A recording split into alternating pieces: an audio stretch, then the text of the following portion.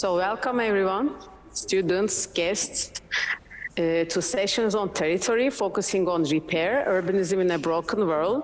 This is a program by the Architecture of Territory at ETH Zurich Department of Architecture, curated together with Professor Milica Topalovic, who unfortunately could not be here today, but she's sending her greetings to everyone. And Maria Maric, who also cannot participate this time, and myself, Nazlı Tümerdem. We will moderate this session together with Jakob Walter from our team. And a big thank you to Tiana Zhu, who is behind the camera, and to Jan Zimmerman for online broadcasting. And a special welcome to our speaker tonight, Jake Arnfield. He will be talking about trade union organizing as a means to dismantle the architectural office, followed by a discussion with Milena Buchwalder and Lukas Fink of arge.co and non-Swiss architects. They will be introduced in a moment. Sessions on Territory is a format that started about 7 years ago with a focus on the future of urban, understood in its extended sense, the urban beyond the city, the urban beyond the human, and the urban beyond the object. Each iteration of Sessions of Territory tackled an urgent perspective from neoliberal power and politics and Anthropocene ecologies to technology beyond techno-fixing and politics of material flows and accumulations. And in this 8th iteration of the sessions, we are rethinking architecture and urbanism through the politics and practices of repair. And it's high time for a change from drivers of progress to the source of planetary hazards. The impacts of construction of cities and urbanization are being recast in the public sphere. The critical examination of anthropocentric worldviews, the greening of politics and economies, growing social movements and climate activism are reflected in urban space, are fueling the exploration of alternatives. We are witnessing a pivoting moment, a paradigm shift across design disciplines, which involves new narratives, politics, and practices of repair, aiming to reduce exploitation, care for what already exists, repair what has been damaged, and conserve resources.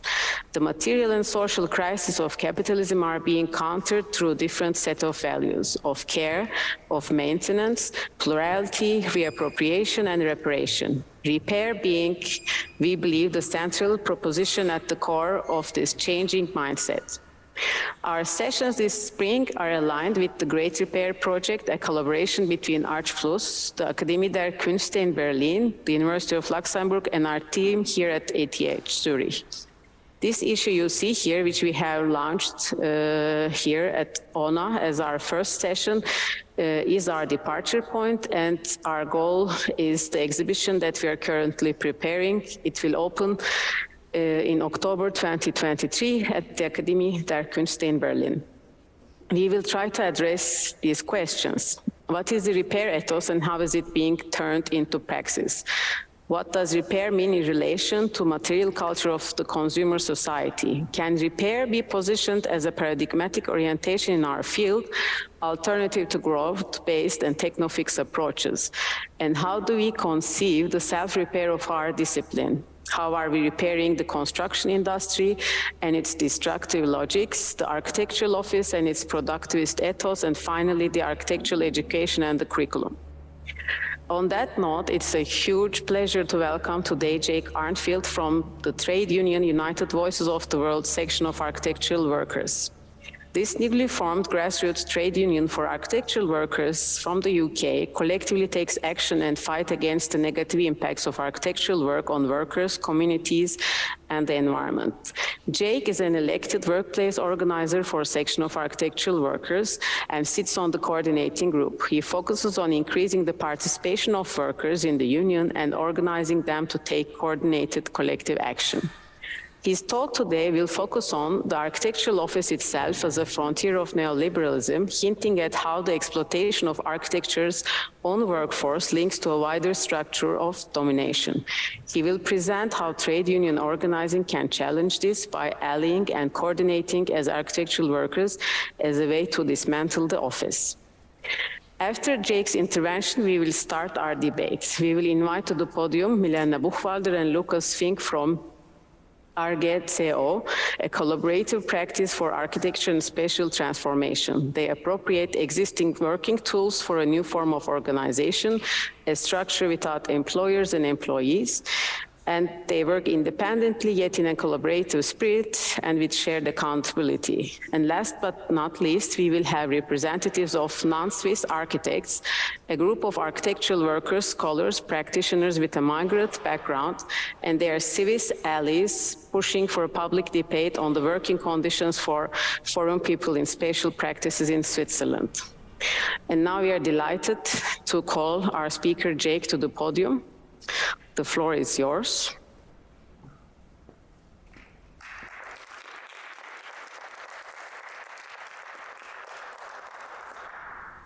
We will start with this video.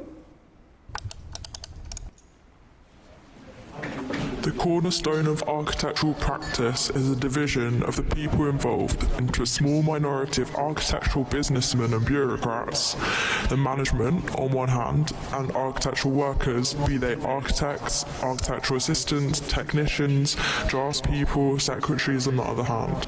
We're concerned here with the people who by and large do the work of architecture, designing, drawing, specifying materials, supervising work on site, and those who provide them with central, clerical and administrative support.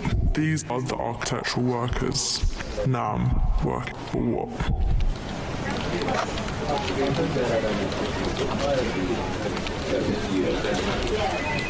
You are made to feel like there are 200 people who take your job instantly and do it better than you do for free. Feel dispensable, and the work you're doing is dispensable work. It's not particularly fulfilling.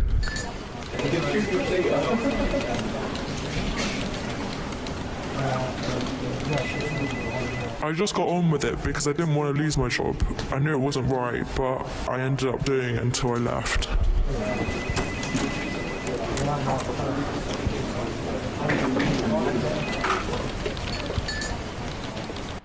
I was given a 6-month contract, and I think I was lucky to make it to the end of that.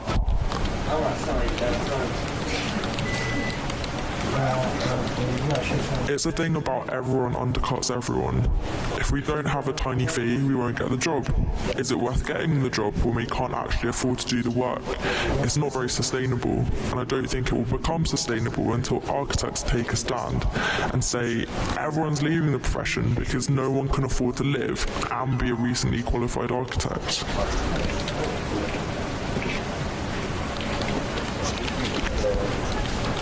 If you're leaving the office on time or before 7 o'clock, everyone's like, how on earth are they leaving early, even though we're only paid from 9 till 5? You ask to work weekends unpaid. If you have plans already, you have to drop them. You don't get the option, you're bullied into it. I worked it out once. Before overtime, if I worked my base contractual hours, which were 37.5 hours per week, it would be £11 an hour. But on a normal week, I'll be working 12 to 16 hours unpaid overtime, and some weeks that would be about 24 hours. And if I was on competitions, that would be about 40 hours unpaid overtime. So that brings your hourly rate down to £5.50, and that's before tax. Hello, can you hear me? Yeah? Great. So I'm Jake. I'm an elected workplace organiser for United Voices of the World, section of architectural workers, SAW for short. And this presentation, I guess just to start really, this presentation is a kind of the collection of like lots of people's work over the last several years. So even though I'm here today presenting it, and just bear that in mind. So I want to start with this provocation.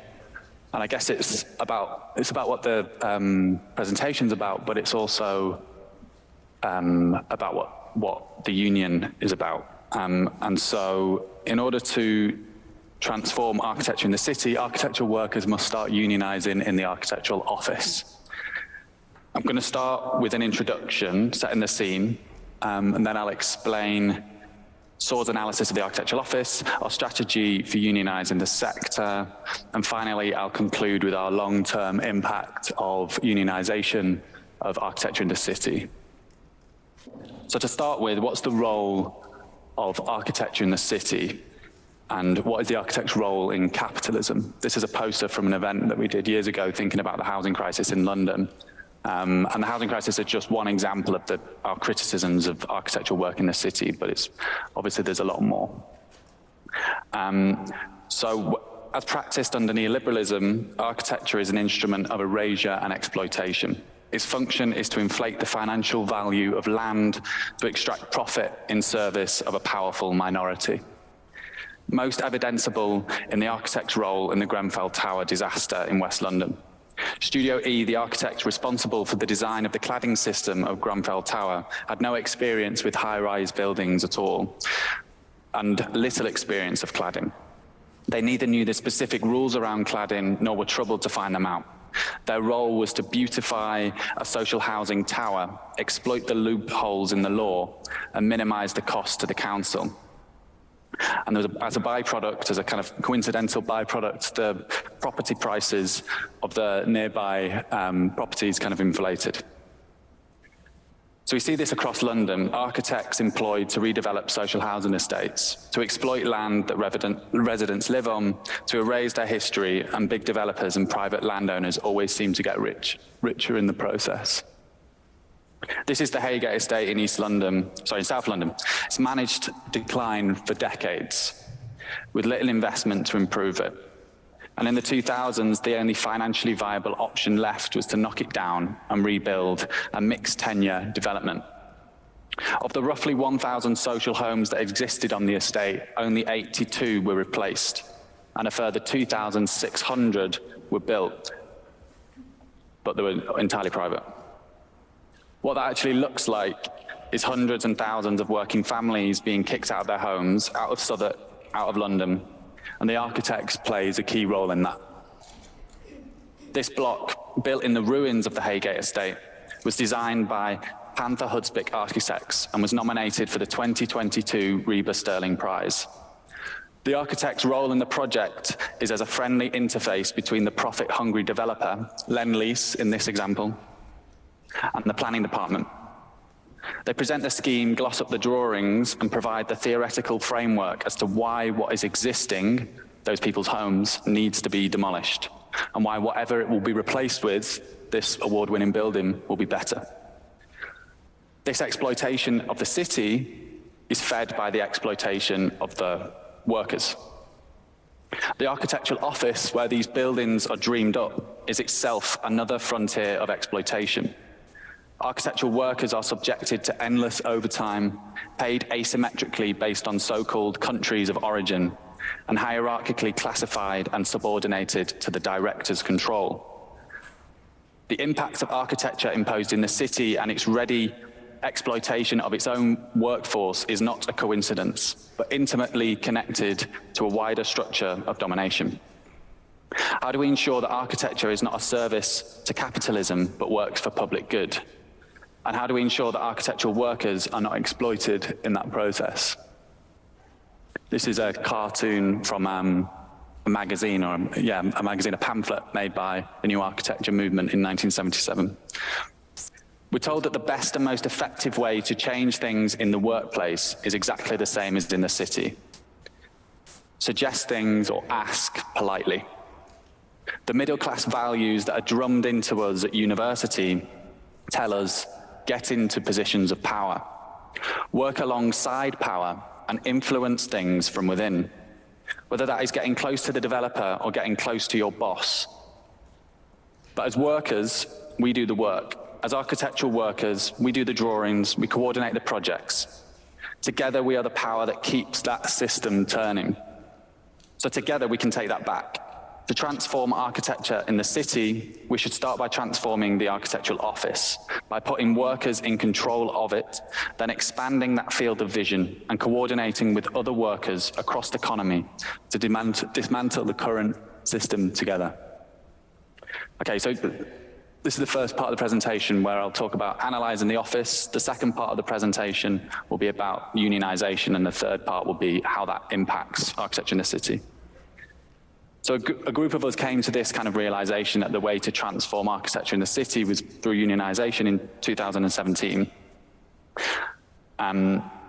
that it's workers in society that have the power to change things. And so workers, we had to organize. We also knew that the most effective way to get workers to act collectively is to focus on each person's self-interest, to focus on the conditions of the architectural office, and then expand that kind of self-interest, or their view of their own self-interest, kind of outwards and exponentially, like expanding from themselves to their colleagues, to their office, to their neighborhoods, to the planet. And so we formed what we call the Workers' Inquiry to analyze the conditions of architectural work from below. These are the kind of posters that went alongside the meetings that we had at that time.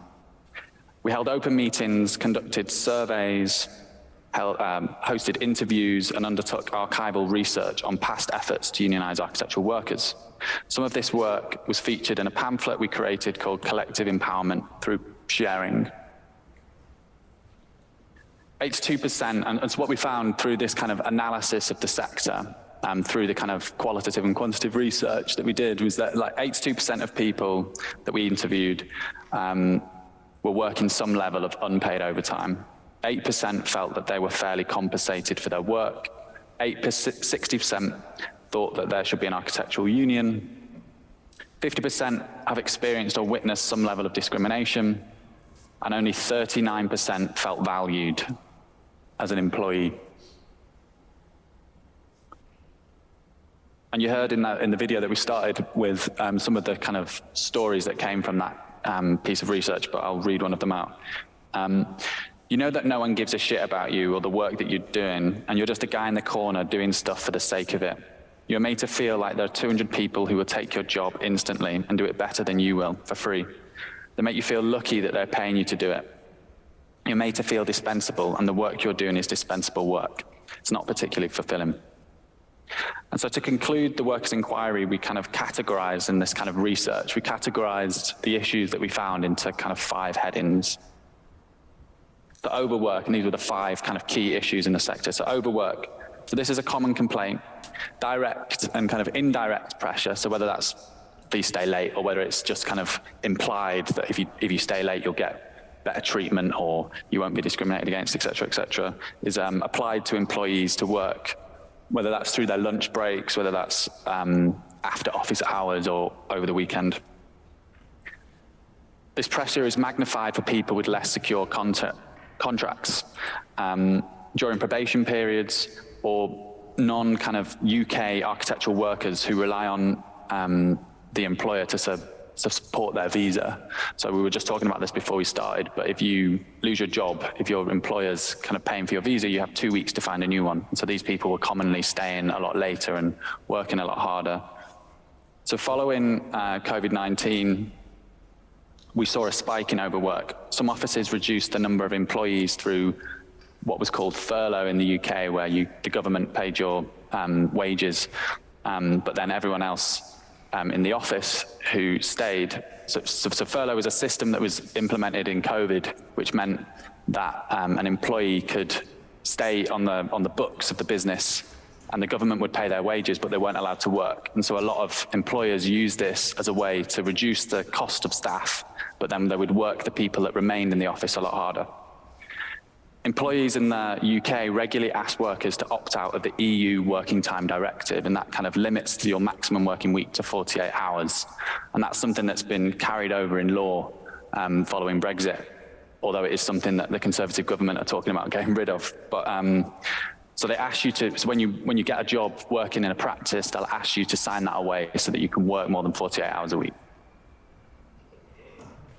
So the second thing that a lot of people spoke about was unstable employment, and so precarity that we saw in the video. So precarity and unstable employment caused uncertainty, and this is kind of used as a way to keep people motivated and in competition with each other.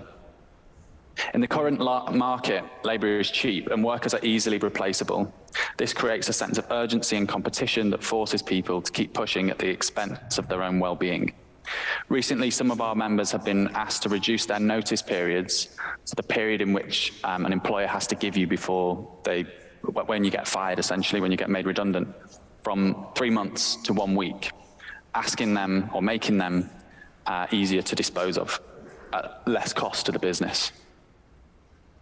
So pay was the third aspect. So as well as increasing individual worker productivity through longer working hours, practices increase its efficiency and profits by keeping wages low. Lack of trade union membership reduces the employer's incentive to pay workers a fair wage. Alongside that, we're seeing increasingly a worrying sharp increase in the number of unpaid internships. Following the pandemic, a large percentage of workers' wages were cut, and with a recession around the corner, this will likely continue. Office and university culture promote this kind of competitive working environment. One-upmanship and office banter create a hostile environment for workers. And we hear that like a lot of the time in terms of people's experience of going to university. So there was a report recently published at the Bartlett, which is a university in London, and just about the way in which kind of competition was kind of instilled in workers from that very beginning. In students at that point. And this creates a barrier for working class, LGBTQIA, and people of colour, who typically find it harder to enter the sector and rise within it. And then going back to the kind of, I guess, the framing of this presentation, which was about the kind of ethics of the work that we do and the kind of impact of our work. So workplace culture and how projects are organised make it difficult for workers to speak out against harmful proposals, whether it's damaging to the environment, dangerous for construction workers, specifying toxic materials, or displacing local communities. Many of us feel uncomfortable with the impact of the work that we do. Professional ethics charters are not enough. And through this workers' inquiry process, we generated these 5 areas of concern that most workers felt strongly about. We knew that we wanted to set up a trade union, and so we began to speak to people who had done the same thing in the 1970s and 80s in the UK, but had actually failed. What we learned from these people, so they set up, so that was the new architecture movement, that the pamphlet that had the cartoon at the start was from, and so they set up a union in the 1977, which was part of a trade union called TAS, which was a technical and administrative union, and a kind of an engineering organisation, professionals. And what we learned from them was that NAM's efforts ultimately failed. The union kind of closed in the late 80s. Because architects had seen themselves different from other workers. They joined a kind of technical union, a professional union, and failed to recognise the role of all people working in the architectural sector. Alongside this, they failed to build a movement that was self-sufficient and set up a model of trade unionism which relied heavily on the work of several individuals. When those people had children in some instances or other commitments, the entire structure disintegrated. So we joined the radical and grassroots trade union United Voices of the World in 2019. And UVW is a member-led trade union, and it's won significant victories for previously considered ununionizable workers, from security staff, cleaners, gig economy workers, Uber drivers, delivery drivers, sex workers, games workers, lawyers, and more. By being in UVW, we stand in solidarity with other kinds of workers across the economy to directly confront the notions of blue and white collar work. We assert that the architectural work has more in common with the office cleaner. The architectural worker has more in common with the office cleaner than they do with their employer. From the beginning, SAW has been built as a model of worker self-empowerment. It's not a service that acts on behalf of workers and therefore reliant on a few committed activists, but a space where workers themselves can transform their own working lives. That was a kind of our analysis of the architectural office. So then going into kind of how the union's structured, unionising the architectural office. So we analysed the architectural sector, generating these key issues that architectural workers felt were in their self-interest. And next, we kind of began to expand that vision to show that our self-interest also includes that of our colleagues to collectively transform the architectural office. A crucial reference for us informing what type of trade union has been is a trade union organizer in the US called Jane McAlevey. And a lot of the principles of trade union organizing come directly from her teachings and her book, No Shortcuts. And she talks about 3 theories of change: advocacy, mobilizing, and organizing. Each method of change produces a different kind of victory, and not all victories are equal. So advocacy. So advocacy doesn't really involve workers in any way. It's kind of lobby groups that act on behalf of workers from above.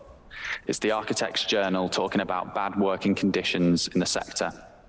Change through advocacy is working with those with existing structural power and trying to persuade them to do better. Mobilizing, which is the second theory of change, is a substantial improvement over advocacy because it brings large amounts of people into the fight. Mobilizing is largely the method that activists use. In its best form, it is protesting on the street, but more commonly, it is shaming employers online. The problem with mobilizing is that it's self-selecting. It relies on people who already think like you turning up. But to build long-lasting power, to transform your workplace, you have to build alliances with people who don't already agree with you. And that's where organising comes in, trade union organising. Organising is about expanding the base of people involved in the change process, or expanding the amount of people that agree with you, ultimately. Organising taps in existing networks that connect people, such as workplaces. And this is important because in your workplace, you're not just surrounded by people that agree with you. You're surrounded by people that have the opposite views of you, but you do have a shared common goal, or you should have a shared common, or you have a shared common interest. So these structures, so a workplace being a structure, are where people meet and relate on a day-to-day basis. When we tap into these structures, we don't just call on people who already agree with us, but we're trying to persuade people to work together who don't. There are 5 principles to trade union organising. High participation is a prerequisite for power. So tight structures through solidarity and cooperation between workers will allow us to effectively challenge our employers. Together, a trade union pools resources of workers and shares knowledge and skills, and with workers in other practices, all to better coordinate our efforts to improve our working conditions. So demonstrable and sustainable majorities. So we need to prove that we have a demonstrable and sustained majorities in our workforce.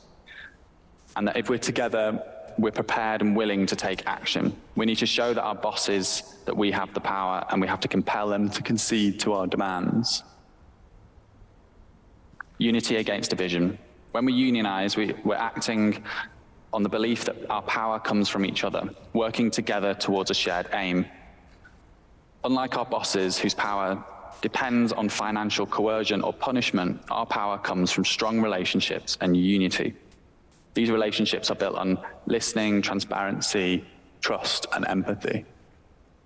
Organic leaders rather than activists. So organic leaders are identifiable by their influence with their peers. You need to identify them when you're trying to organize a workplace, you're trying to tap into those existing structures. And so you need to identify them and strategize how to get them on board because they have an influence over a lot of their colleagues. And usually a lot of the time, they're not very interested in the union because they get what they want already. Their involvement will make your efforts far more effective if you can bring them on board because these people already have influence and followers. And I guess the important thing to do is to try and persuade them that it's in their self-interest and that they can get more, I guess, from the employer by working together with their colleagues.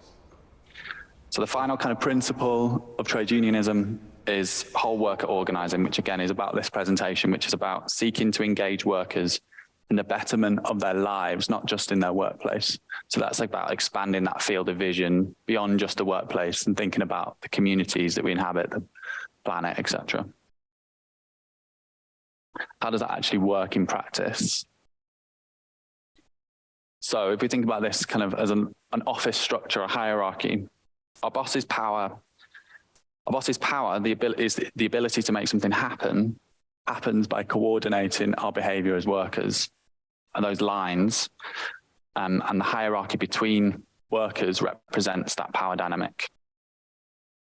If we understand power as coming from the workers, so the workers are the actual people that are doing the work, they produce the kind of outputs, and that's coordinated, then we need to understand this as a kind of zero-sum game. So if we're asking to take power from the employer, we're taking it away from them.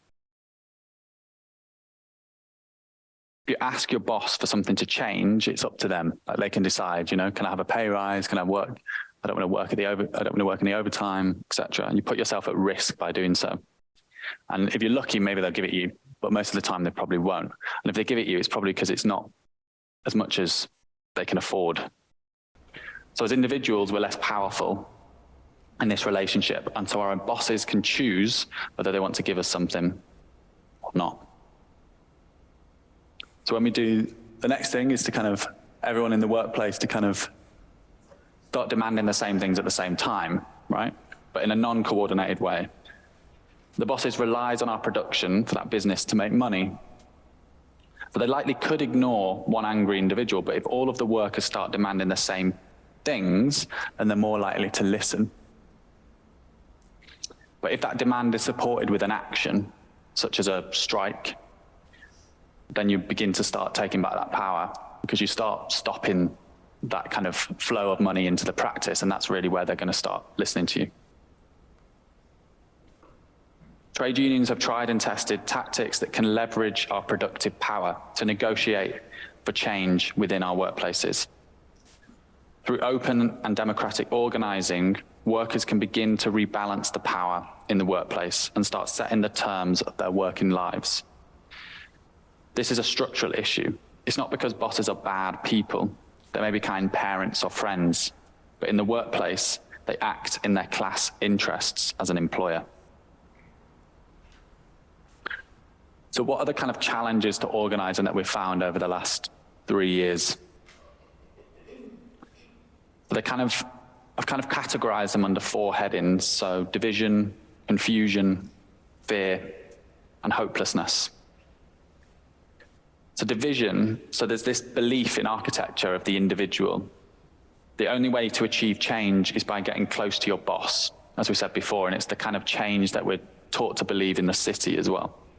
Of course, the reality is the boss, not you, benefits from this situation. They benefit from you not getting the right level of pay or you working unpaid overtime. Their journey to where they are is different from ours. We operate at different times with different economic forces. We don't live in a meritocracy. So confusion. So I think that we've found a lot is that people believe that they should rely on the law to protect them, and that they don't need to organize with their colleagues, and actually they should just rely on the existing employment law protections that you have. But actually this kind of employment laws were created by, well, employment tribunals in the UK were created by Margaret Thatcher as a way to kind of quash worker solidarity. There was no such thing as unfair dismissal before 1979. The point was, before 1979, if you got unfairly dismissed, all of your colleagues would walk out and say, re-employ them, and you probably would be. After 1979, you were told, oh, you can go through an employment tribunal, you can wait 18 months, and then you'll be seen by a judge, and maybe you'll get compensation for your lost wages. So it was seen as a kind of an outlet for that, to kind of stem that collective action. So another form of confusion, the higher cause. We are middle-class professionals. Rather than a recognition, we have more in common with the cleaner than our boss, as I mentioned before. So again, that kind of cultural thing within the sector that's kind of instilled from university. Most people in architecture don't know what a union is. So that's another thing in terms of like what it actually means. In the UK, we've had a big strike wave. There's 1 million workers in the economy went on strike on the 1st of February this year. And so people do understand what a trade union is, and they do understand that taking industrial action is one way in which to improve your working conditions. But at least when we started the union in 2019, people had no concept of what a strike was. So on those 4 headings, another heading was kind of fear. And so a belief that you may suffer from speaking out. And that if you put your name out there, or if you stand up to your employer, that you'll get fired or you'll get treated differently. The reality is, if you don't have a kind of strong, as I said before, kind of tight structure with your colleagues where you all got each other's backs, then that might be the case. You know, if you do that individually, challenge your employer and say, I want a pay rise, and if you don't, I'll take you to court because you're not paying me enough for minimum wage or whatever, then you might get fired. But the point is, if you have a really close working relationship with your colleagues, and all of those people are willing to walk out, then that's a lot less likely to happen. Hopelessness. No belief that they can win. Employers are more powerful. Well, actually, when workers are organised, they actually have the power over the employer, because the employer can't complete that project or complete that deadline without you. So you have more power than them. And so I wanted to just talk about some of the things over the last sort of 3 years, some of the successes that we've had, or some of the different positive things that this method's achieved. So at the peak of the COVID wave, January 2021, and there was about 2,000 deaths a day in the UK. And at that point, government guidance was that everyone should work from home, apart from those who are key workers. And because architecture comes under the category of construction, and that most construction workers can't work from home, we kind of fell into that. There was a kind of loophole in the law. And so some employers were asking their workers to go into the office. And there was one group of workers in a London office called On Architecture that were being asked to go into the office, but they were being told to keep the windows open, but it was obviously very cold, and they didn't want to do this. And so one of the people that was working there, started talking to his colleagues, and he said, this is outrageous. I want to stay at home. I've got grandparents. I don't want to be taking this risk. And his colleagues were kind of interested, and then but didn't kind of take action. And so he decided to just do it anyway. And so he told, and this is a good example of why if you do it together, you can achieve what you want. But when he did it on his own, he basically said, I'm not coming into the office tomorrow. And the employer said, that's fine, we just won't pay you, and you're not going to work. And actually, you'll probably be under some form of investigation for not turning up to work.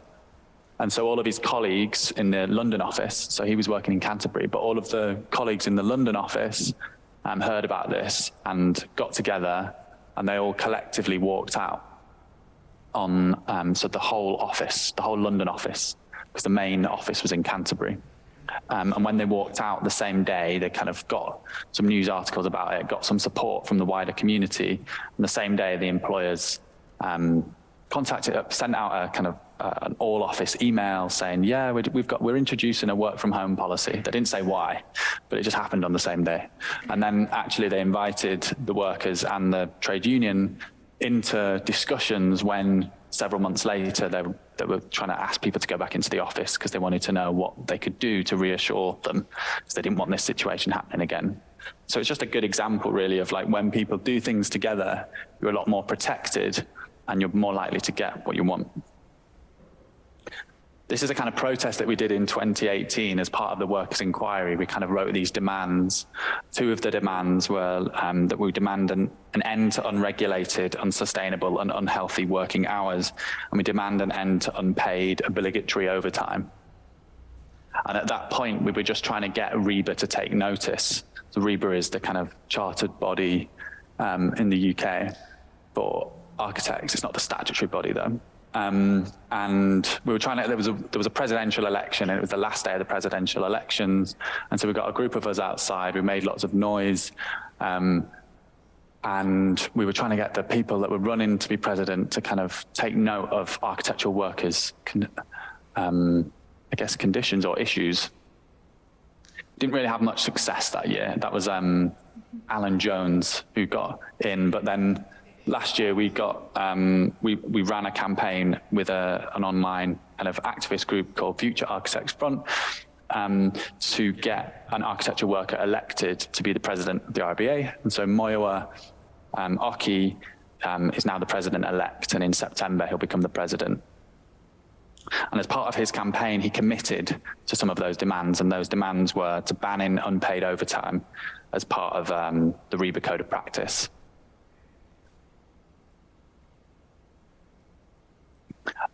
Also, as part of this, we've done a lot of kind of support from the wider community. So this was mainly when we were online, where an employer would, a group of workers would be trying to change their workplace in some way. And so we'd get lots of people online or that were part of the union or supporters of the union to kind of take pictures, and then we'd use these and send them to employers to show them that they were being supported. And then also, as well as kind of organising, so this is, we do support people in kind of the employment tribunal. So we do use the legal system, because a lot of the time if you've been fired or something like that, then it's quite difficult to then persuade your colleagues if you don't have a pre-existing union to walk out at that point. And so we still will use the employment tribunal. And we've supported over 100 members. There's over 100,000, I'm not entirely sure how much, but of money that's been settled with employers. I mean, one of the issues with this route to change is that you generally can't talk about it. So if you go to court and win in a court, then all of those records are public. And so you can talk about it. But a lot of the time, employers will just settle with the worker before it gets to that point. And they'll ask them to sign a non-disclosure agreement. That's the same kind of agreement that people get asked to sign all the time, I guess. And so this is kind of a way it's kind of hush money, isn't it? To kind of shut people up so that they don't talk about it, so you don't ruin the reputation of the employer. And so focusing on this kind of service-based union where you just kind of responding to issues that occur and using the legal system not only is ineffective in that you don't actually get to proactively change the office, you're just reacting to situations that occur, but also it doesn't grow the kind of architectural workers union movement. And also as part of the last few years, we've done a lot of kind of supporting other workers. And also expanding what we consider architectural workers to be. And so this is us supporting the teachers that were on strike at the Bartlett. And this probably was in 2020, I guess, no masks. So and so we've done this like a lot. And so we show up at different picket lines and try and build that solidarity with different workers. And this is some other workers, some cafe workers who were being paid just over £10 or less than £10 an hour. And they were demanding kind of a living wage to be able to live in London. And then this was our kind of AGM last year, which started with kind of democracy and then moved into a kind of event and almost a bit of a conference. We brought different people together from After Party, Architects Climate Action Network, Hank Lloyd Wright, Doug Spencer, etc., Architectural Workers United, to try and have this bigger discussion about unionising the architectural sector. And the image, and so the banner that we use, and we just replace the name of whatever workplace or institution we want to shame. At this point, it was the Bartlett, and that's because that recent report that had come out talking about malpractice and institutional racism within the Bartlett. And so we kind of wanted to show support to those workers. And so to kind of conclude really, what does this mean in terms of transforming architectural work? So we kind of spoke about this idea of if we're going to transform architectural work, we need to transform the office. But what happens once you have kind of unionized the entire sector? What can that lead towards? And I guess the point of this is that the office is not this isolated thing, but it's connected to a wider structure. And also to be clear that we're not kind of delusional in that if you unionize and have a 100% density of architectural workers in London, for example, or in the UK or in Switzerland, that doesn't mean that you're going to be able to change the construction industry necessarily, and that we need to connect to other workers across the economy. And so this example is of the green bands in Australia. So the green bands is a powerful example of construction workers organising beyond their terms and conditions, levelling their labour power for environmental concerns and against the destruction of Indigenous land.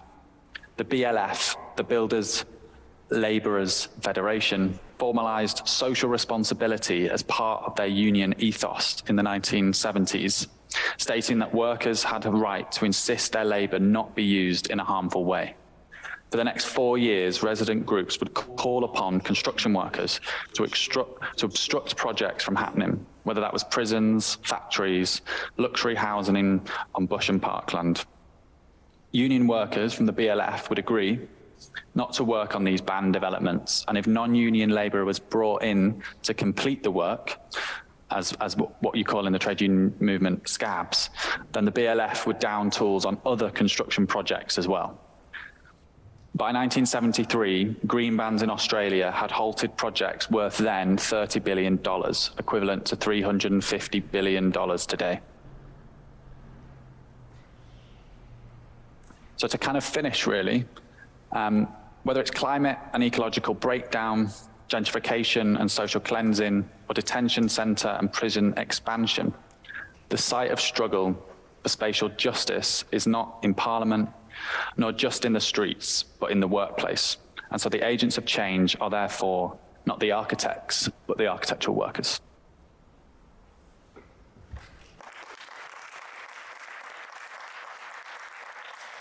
Yeah.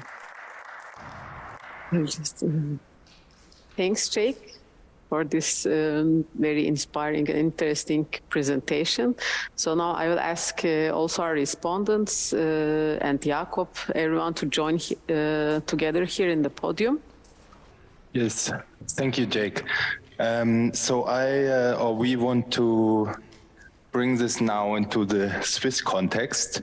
For this, we have the guest Nazi already introduced, and then we also ask you to maybe share experiences or your kind of questions. But we start with our panel now first.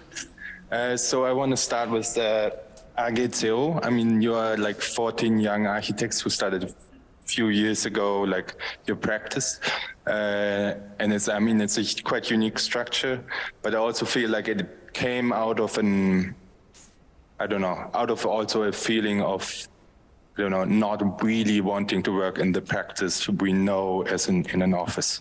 So I think this is kind of, do you want to introduce maybe your structure a bit? So I think on one hand, there is quite a simple answer. We just, all of us kind of were starting to have our own projects, our own practices, and we just wanted somehow to share the administration and kind of all this, like everything that comes with starting your own practice of like having insurance and all of that. But then on another level, there was just a question of, okay, what do we want our practice to look like? So how do we want to work? And as you said, maybe not working in an employee situation, but could we somehow do that with flat hierarchies or no hierarchies? And how it works is actually that,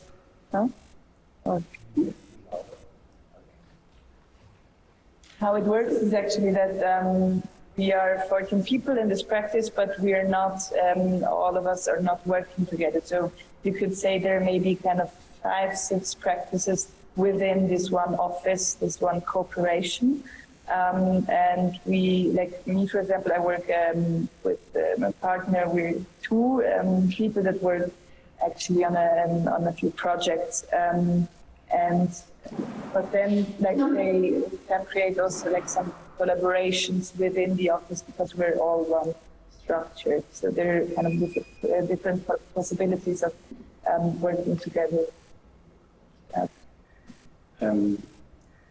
Yeah, so indeed, it's an attempt to create something hybrid, which is not really an office, and which came from this. Somewhat I was dealing with these first projects, and we didn't want to found this 1 or 2 person company. So in a sense, it's sharing certain things. It's also in a way it creates another kind of flexibility. So you set up a structure. You also aren't very so sure, do we want to do this for the next 10 years? In a way, it's also more easy to step out. It's easier for others to step in. And then we also simply wanted to connect. So there's also a certain idea of solidarity, even though it's not that we support each other financially, but we share certain infrastructures, we share knowledge, we just connect in a way. And for now, we are not, but some of us are starting to be in the situation that they need more people to support the project. And then it's also the idea that there is no employers, employees, but they just become part of the cooperative. So in a way, it's destabilizing this hierarchy, but then maybe it's also interesting to discuss in a way. It's also adding a certain level of, but maybe also more liberalism, right? We also share the risks. So you're not the employer who takes responsibility for the employees, but you make them part of the structure and also, share risks. Yes, so I think this is kind of a tool how to make like 14 young people, like giving them the opportunity to like have their own praxis. So now it's like I think it's like the closest we could kind of find to this effort, no? It's because it's not so much maybe the employer side you're fighting more for, you have more the focus on the non-Swiss or especially non-German speaking architects who have like a kind of a disadvantage or a factual like lower income, for example. So in this kind of your base, what is like, how does this came, or what is like the mission you kind of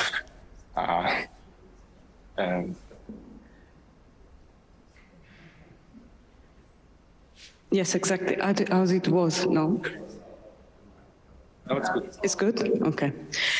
So as it was introduced by Nazri at the beginning, we started our independent project from our own experiences as foreigner architects. So we experienced a salary gap or issues related to our origins, especially because of the language barrier that we encounter working in Zurich especially, but then starting our project and we found out that the problems that we were suffering were part of bigger problems that also were presented by the presentation of Jake that affected also Swiss people. So now we realized, we now are exactly in the phase to expand our reflection to a broader group of people, also not only foreigners, but also maybe Swiss people that change canton and they encountered similar experiences as foreigners, for example, not speaking the same language or not knowing how much wage they can ask in the context where they are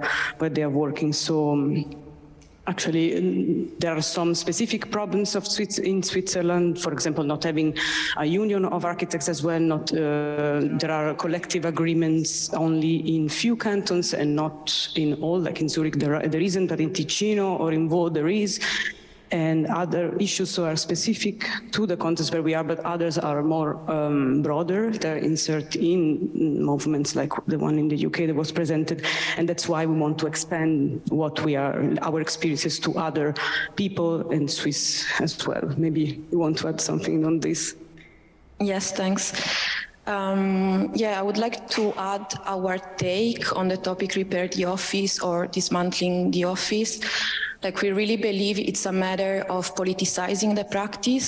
So from our own experience, people politicize themselves because first they experience directly injustice or they solidarize with people experiencing injustice, and that's what happened to us. We were struggling with the working condition in our office and we decided to meet and do something about it. Then, as was mentioned also by Jake, like, knowledge is very important, like the kind of empowering power of knowledge. So we decided to make research and give an explanation about what we were experiencing. So we did research on migration regulations, laws on labor, collective labor agreements, and so on. Then, of course, solidarity. So, like, we were a lot inspired by the experiences of other groups around Europe, but also around the world. And we tried to collect as many testimonies as possible from people and also tried to give them support if they have questions on their contracts, salaries, and working conditions in general. But I would like also to add one point. I believe it's super important also to understand the political context we work in. So, for example, for us, it was very interesting to try to understand also the ideological components of Swiss identity and neoliberalism as a system in Switzerland.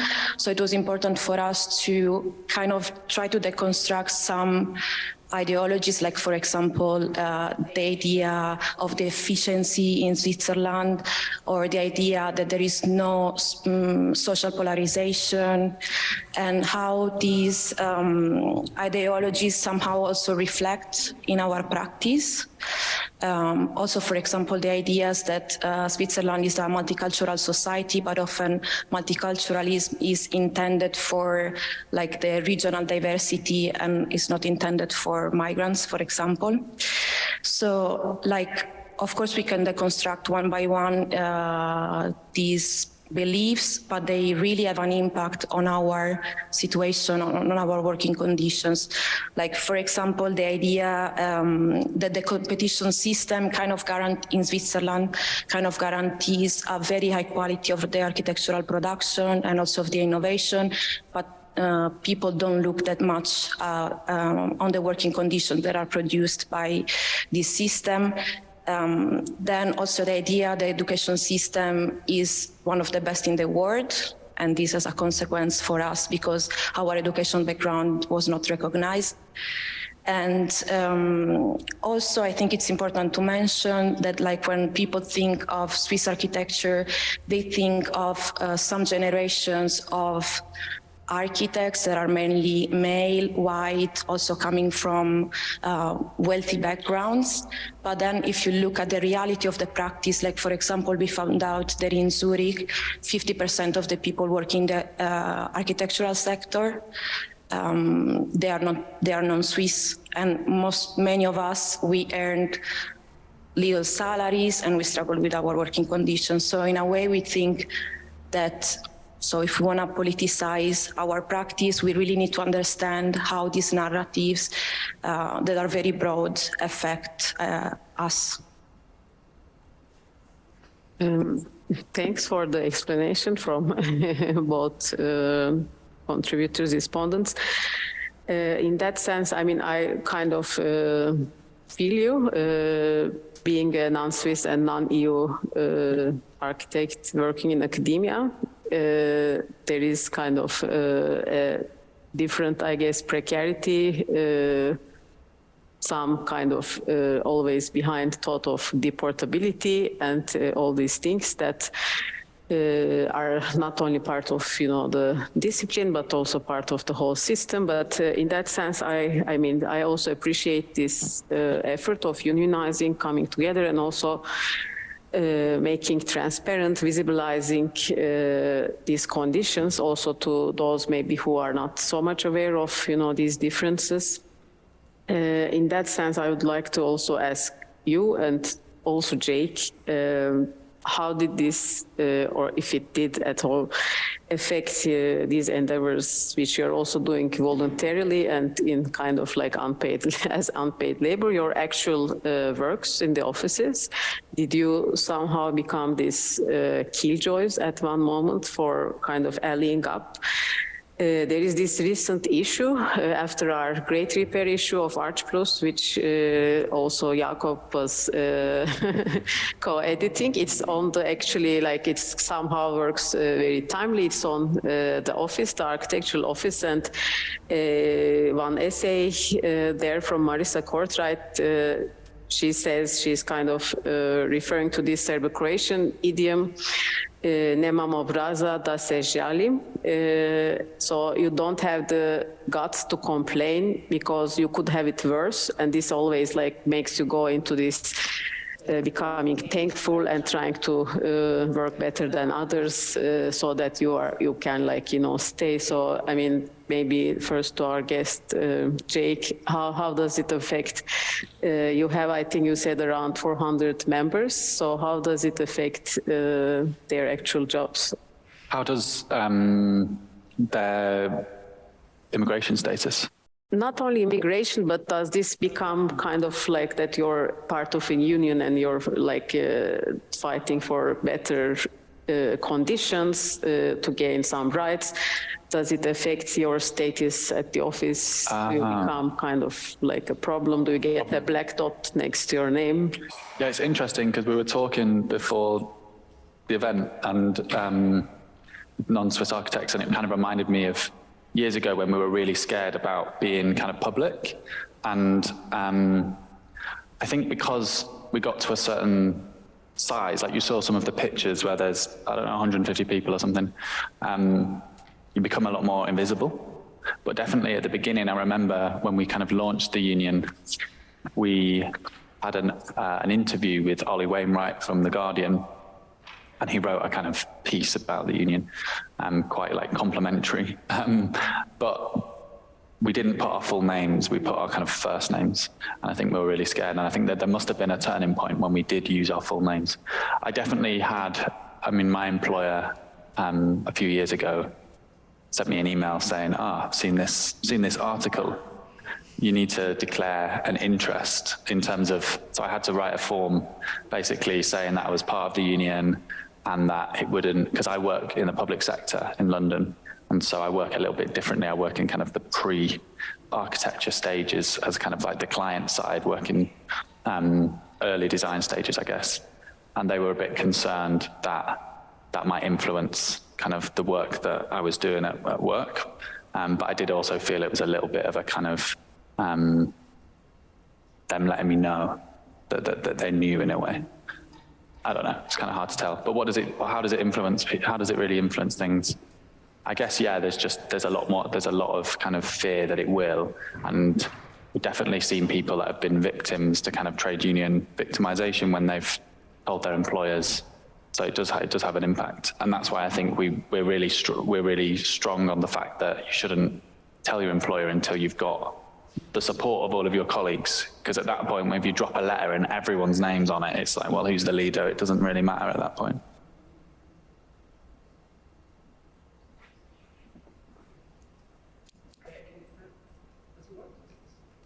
Now, oops, too much.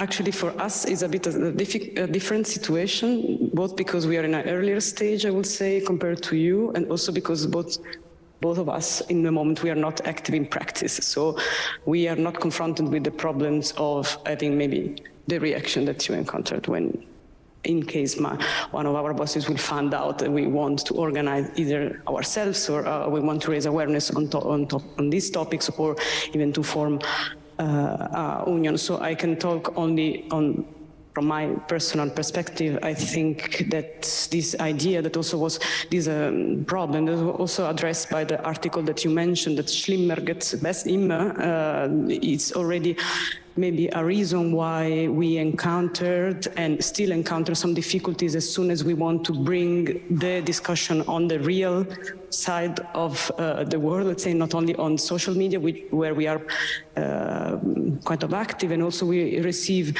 many messages and interaction with the people that follow us, because the people think that it could be even worse, especially considering in Switzerland the conditions of living, despite everything, they're considered quite a privilege, and also considering the fact that we are addressing especially the issues of migrants that can have a more precarious situation than the Swiss in terms of being in the limelight when it comes to talk about working conditions. If your residence permit is attached to your work condition, then you want to risk less in case of this kind of attention that you can have by engaging in these issues. So in this case, in our case, it's a bit different than you. We are still in another phase, let's say. Maybe you want to add something on this. Yeah, I wanted to add, answering to Nasli, that also there was a group before us, Foreign Architects Switzerland. They published some fanzine, and one of their points was actually this one, that like there is this belief that things are worse either in our country or of origins or in general in other countries, but this is not a good reason not to fight. So as my colleague said, we also encountered a number of obstacles. Like right now we are doing a lot of work online, and we made some attempts to involve more people, and we realized it's quite difficult. Like people fear to expose themselves. Like, for example, during an online meeting, there was a person who didn't want to switch the camera on because she was afraid of being recognized by her boss. And this is because we were talking about it before, the architectural sector in Switzerland is a bit of a bubble. And then there is the problem related to time. Like we, as architectural workers, work a lot, and we often do overtime. So it's difficult for people to have time to engage. Then we realized that there is a discrepancy between the commitment that we received on social media and then the actual will to be part of a collective or a union or so we were also wondering which could be other tools, like to start acting, since at the moment we are not strong enough, we are not enough in number to think about unionizing.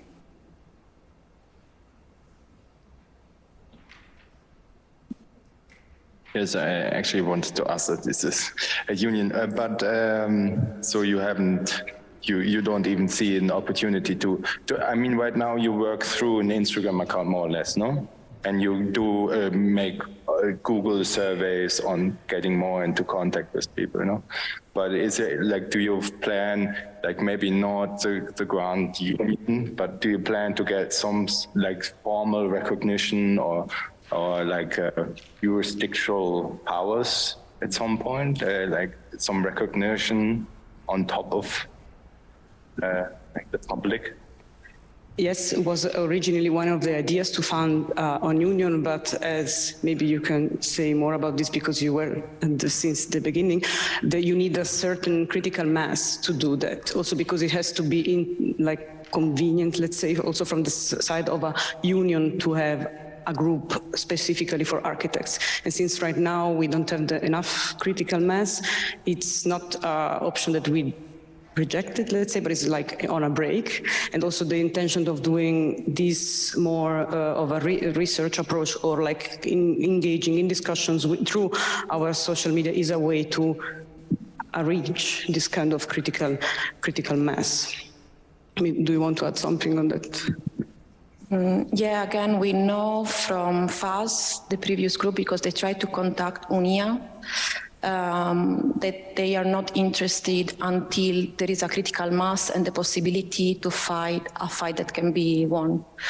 And we also thought of making some campaigns. For example, through our first survey, we found out that a core problem is the one related to language skills. So we thought we could, for example, write a letter to ask for language classes to be paid and so on. But we believe that it would be very important to have a legal support in case we start this kind of campaign, because as we said, when you start showing your face, there could be issues in the office. So like I would say it would be a long-term goal, but it's something that we cannot promise right now. Yeah. So let's direct back to Jake. So also if you now have questions, you can now join in, and you also. And I want to start with like asking the question of representation, because in my, like what I kind of researched was the union have very specific laws, you know, like some can strike now, you know, the examples of now in France could never happen in Germany. Like the strike laws are so differently, you cannot apply this. So I don't know much about UK. So I wonder like what kind of power does your union have, like legally, on top of just being an organization and then like a speech, like a public output of your demands, but what do you have like in actually legally, what can you use?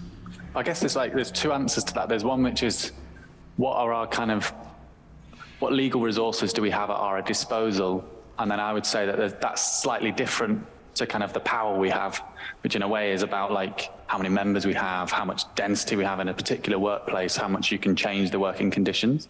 But on the first part, legal resources, I mean, the union has its own kind of legal team, but also has a very close relationship to a lot of the kind of so-called activist legal left of London. We have a legal sector of the trade union. And so there's a lot of kind of lawyers that are kind of really political and want to be involved in this kind of stuff and do a lot of pro bono, like free work for members or kind of no-win, no-fee basis.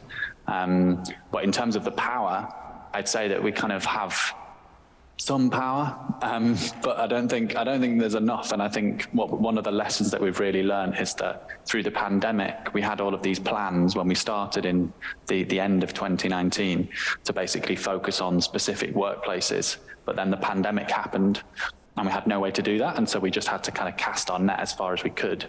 And we sort of got members across the country, which is great because there's a lot of members, but it doesn't really give you that much power because you can't change a workplace when you have 400 people that are spread out. And so I think one of the big lessons is to focus our energy on particular workplaces and target them and go from there. But you are allowed to call out strikes. Oh, in terms of that stuff, yeah. So what trade union law in the UK, it's just been restricted. It's just there's new laws that have just come in for particular workers, but it's very restrictive. It's you have to go through a balloting process. You have to notify the employer that you're in dispute. You have to notify them that you intend to ballot. You have to ballot. You have to get a certain percentage in certain sectors of the workforce to turn out. You have to get a certain percentage of the workers to vote yes in favour of a strike. Whereas in France, as far as I'm aware, you can pretty much just walk out, which is what it used to be like in the UK, but all of those laws changed. Another thing that changed in the 1981 Employment Act was they banned what were called solidarity strikes. And so what was really common is you'd have a really strong key part of the economy, like the dockers, the railway workers, the miners, who would go on strike in support of other workers. And a really good example of that was the matchstick makers. So there was these Bangladeshi women in East London that were striking for like better wages, and the men that were working in the docks striked in support of them, and they won their campaign because of that. And what Margaret Thatcher and her government did was outlaw that. And so you can now, the terms of which you can go on strike are minimized to your own self-interest, and that self-interest is defined as your pay or your working conditions, not the environment that you live in, not the kind of schools that your kids go to or whatever. I mean, I think this unionizing has been like from the 80s on, really like kind of made very small everywhere, like that's something universal. And I also want to emphasize this universality of, which you showed also in your presentation. You're like saying we are tired, so this tiredness as people working in special practices. I mean, this is like everything which kind of in these stories, in the videos which you were showing, I can really relate to, and I have lived it, and I know people who have lived it, and it made me think about this website which came maybe like 10, 15 years ago in Turkey. It was called Mimaratsi. It means like the architect's paparazzi, and it was anonymous, and everyone was kind of naming the offices and the certain conditions and treatment that they were going, but it was anonymous. So I'm wondering what is the kind of change or shift that's happening now that kind of makes this age-old complaining of working as an architect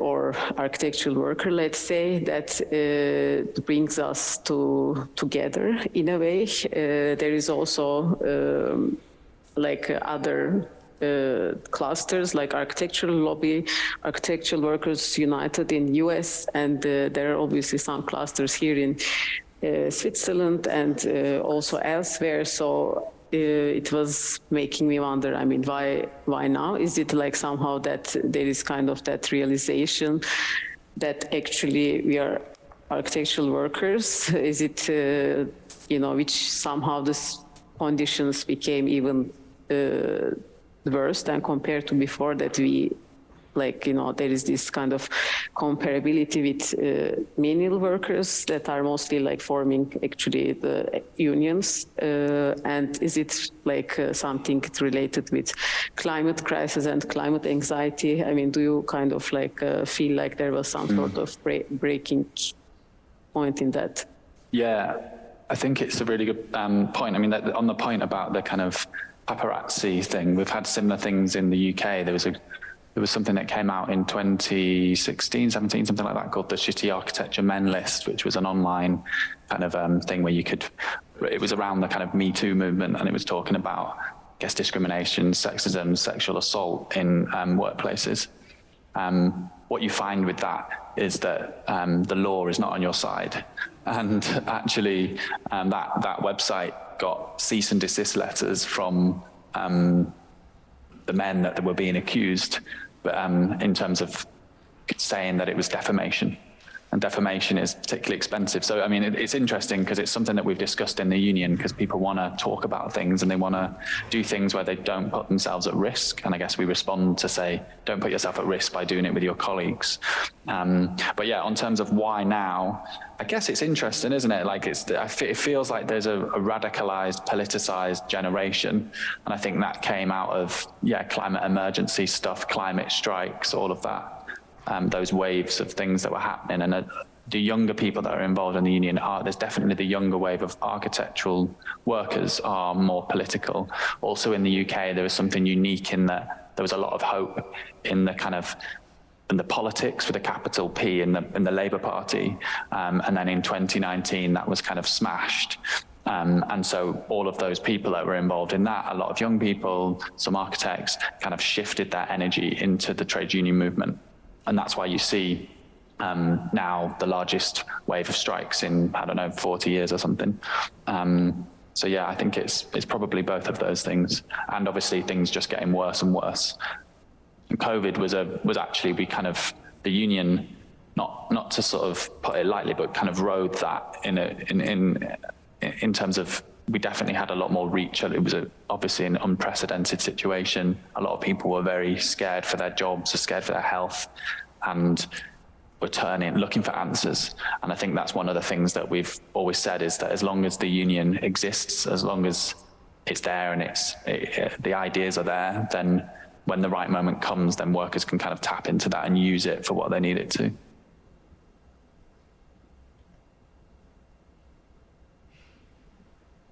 Yeah.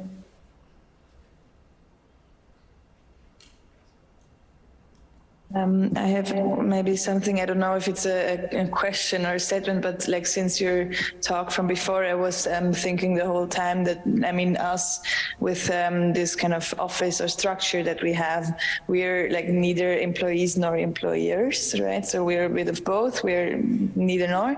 And I was just wondering because maybe on one hand, like also connecting to your question that you asked before about how much free labor is it also involved? How much does free labor kind of change your paid labor? And maybe I have the feeling a lot of our group, because we have this privilege of deciding how much we work somehow.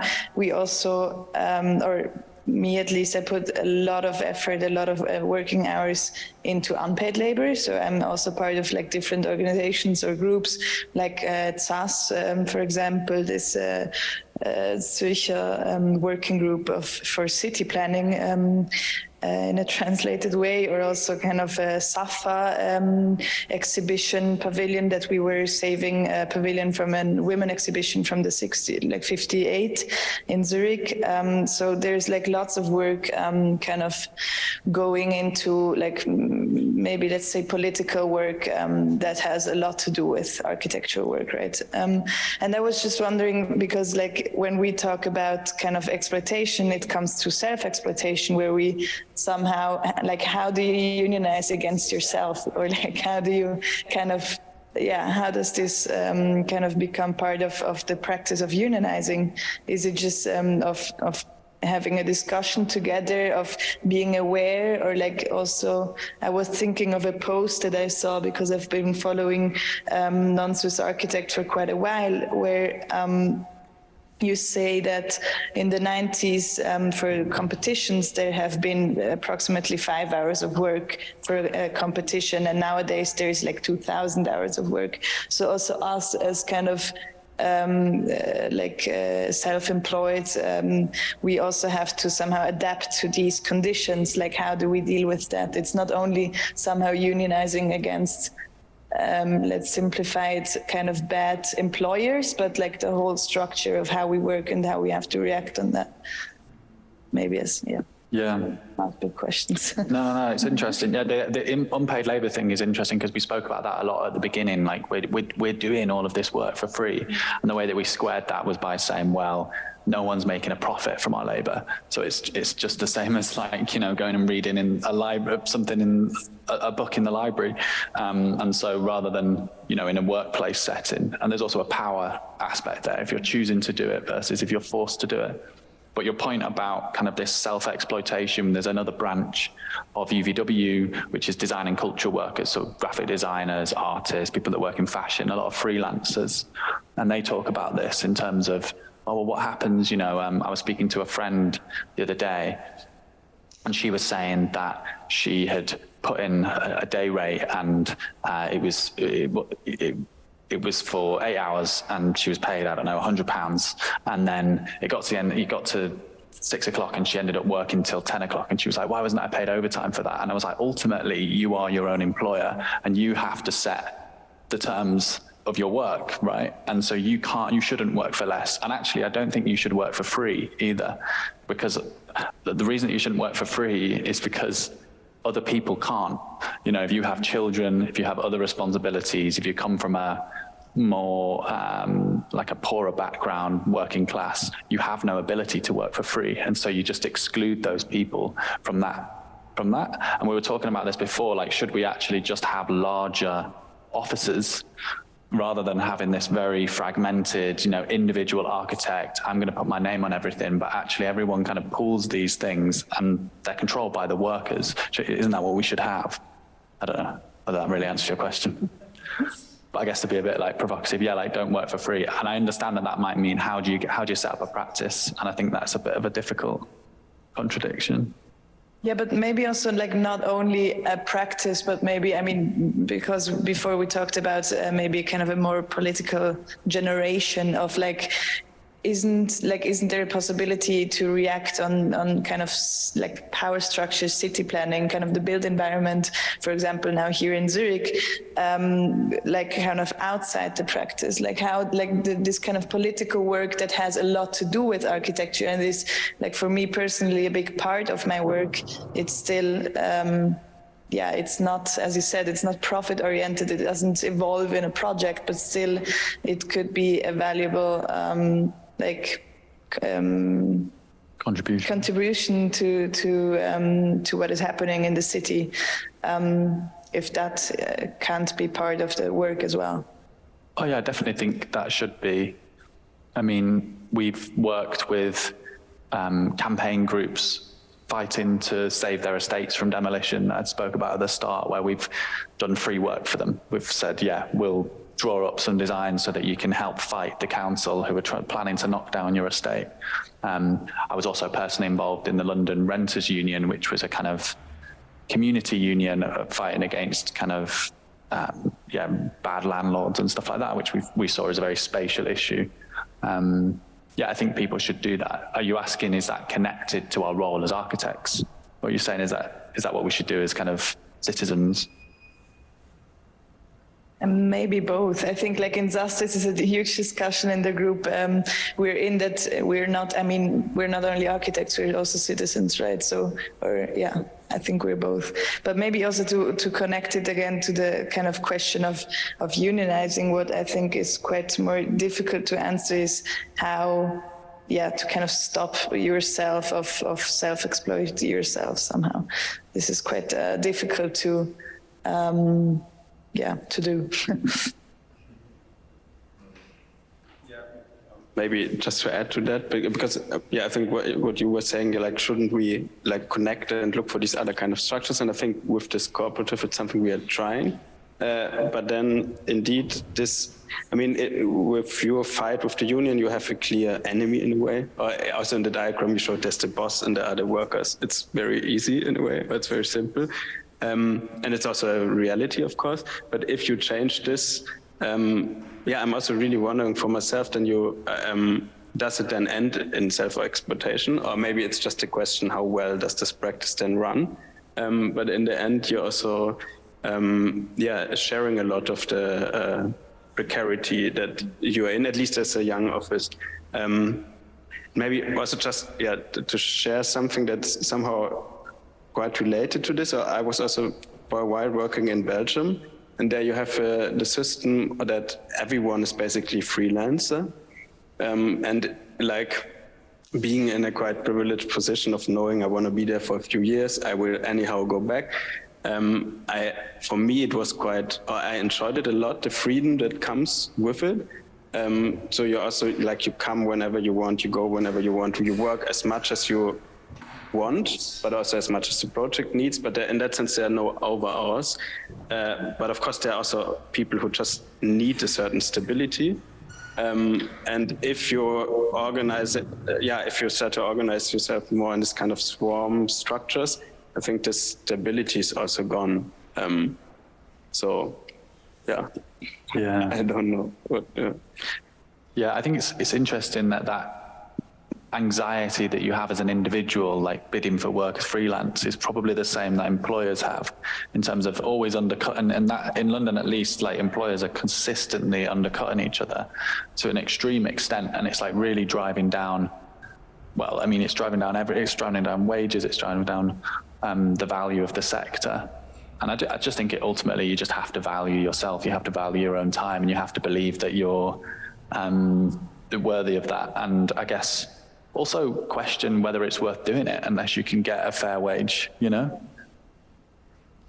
We were saying that, like, if an employer can't pay minimum wage for all of the hours that they're asking their workers to do, then it shouldn't exist. That's not a business. Maybe this opens up the question of the calling that architecture is, but I think first we have a question from the audience. Maybe we can have that one first. Thank you, and thank you for the presentation and the discussion. I was just wondering how you see that, like, existing systems like SIA, or in Germany the Deutsche Architektenkammer, how they can maybe also be a tool in unionizing, because, I mean, for the Deutsche Architektenkammer, they have been created because they wanted to sort of protect the notion of the architect, but somehow they also have the tools to control the rights of workers, but it depends also on the region. But on the other hand, it's extremely difficult for young architects to join it, because you have to have worked 2 years as an architect in all of the building phases. And I was just wondering how maybe these existing systems can be also be reworked or used as a tool for workers. Maybe I can start, since we recently conquered the scene. I cannot speak about Germany since I didn't work there, but actually, so recently SIA collaborated with Architektura to make a sample contract for interns, which we found kind of very useful. I wish I had that when I was an intern. But when we realized that SIA is actually a professional association, so it takes the part of the employers. As soon as you have some issues with your employer as employee, they are not the body that you should contact. So we want actually to know more about this in order to be able to advise people in case something happens. And we find out that actually in case of problems within the contracts or working hours that overwork, in Switzerland you have to go to the Kantonales Arbeitsamt, so the employment office. And but how it should work there, we still don't know, and we have to. It's something that we should maybe. I would like to personally to deepen, to delve into, also to understand how is then, if you don't know German enough, how you can deal with that and so on. But yeah, in this sense, at least as an employee, cannot do that much. Also because it's not a union, it's a really it's a professional association. So it takes another perspective on these issues. I guess just to jump on the back of that, I'm not entirely sure what those institutions are, but I presume they're kind of like statutory bodies to recognize architects. Is that right? Yeah. So in the So in the UK we have two. Well, we have one that's statutory, which is required to call yourself an architect, which is called the Architects Registration Board. And that's very limited in what it's actually set up to do. And that was set up, well, it existed for a longer time, but it became the Architects Registration Board in '97, and it was all around the protection of the title of architect. That's it. And the RIBA, which is the other one, which is a chartered body, which is something you voluntarily opt into if you want. Essentially, it's a badge. It's a kind of it's a kite mark that you can put on your billboards outside your office, is essentially to promote the advancement of architecture, of civil architecture, I think it's called, something like that in the charter. It's nothing to do with the protection of workers. So yeah, of course, we can make the argument, and as we're trying to do with Moyoa, we're trying to make the argument that those things are connected, you know, the role of architecture and civil advancement of architecture and working conditions of architects, or whether it's the protection of the title of architect and whether it's a particular bad employer bringing that into disrepute, but it's not there to serve workers. And I think what we'll find with Moyoa, I've always been quite skeptical of having a RIBA president, because I think we should channel our energy into unionizing. But I'm open to a kind of diversity of tactics, and a lot of people were really keen to do that. And I'll be interested to see, because Moyoa is one person on a council of employers, and all of those employers have a vested interest in that policy not being introduced. Maybe I can go back to one thing. I mean, these connections that you're making, I find that also interesting in this kind of statement, which was also reprinted in the Great Repair issue in Arch Plus. You're including not only architects, designers as architectural workers, but also the craftspeople, the receptionists, the construction workers,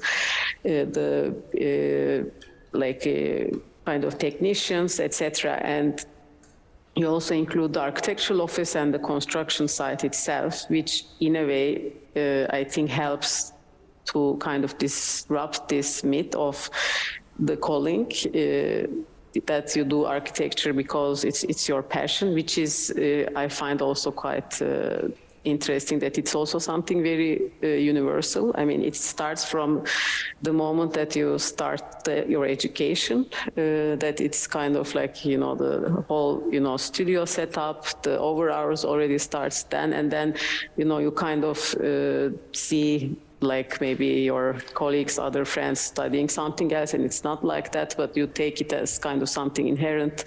You take it for granted and you don't in a way question it. And I think this kind of like luring into working under these conditions, because you're designing and that's not work, it's what you do what you love. So it's not work. And again, I will refer to Marisa Courtright, which I saw also as part of our audience on Zoom today. So it would be great if she would like to join the conversation.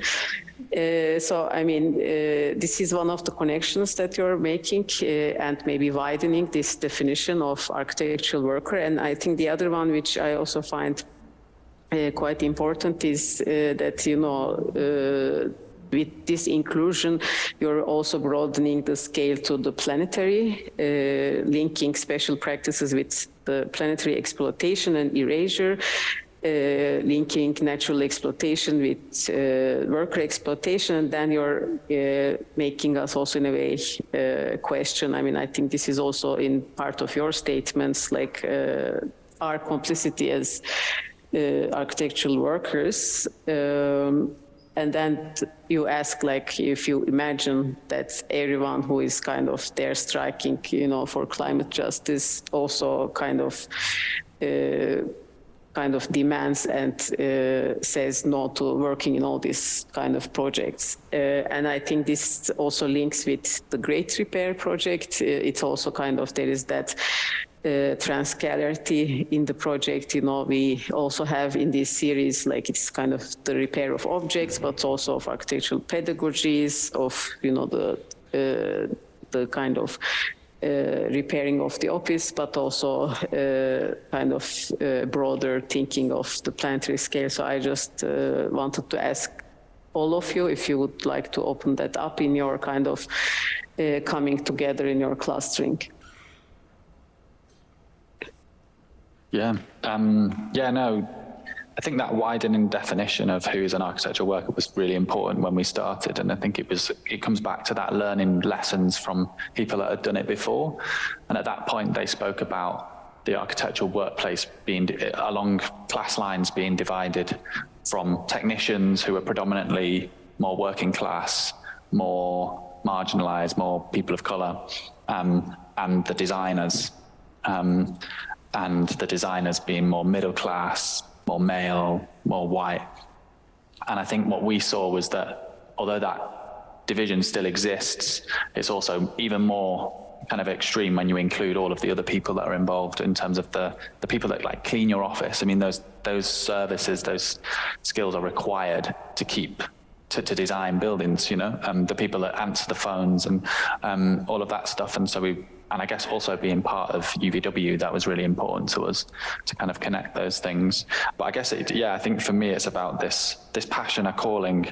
I don't know, is it a passion, a calling? I think it's just a kind of, I think for me, the way I see it is it's like this kind of middle-class sensibilities of, like, we don't challenge power, we work alongside it because that's our class interests.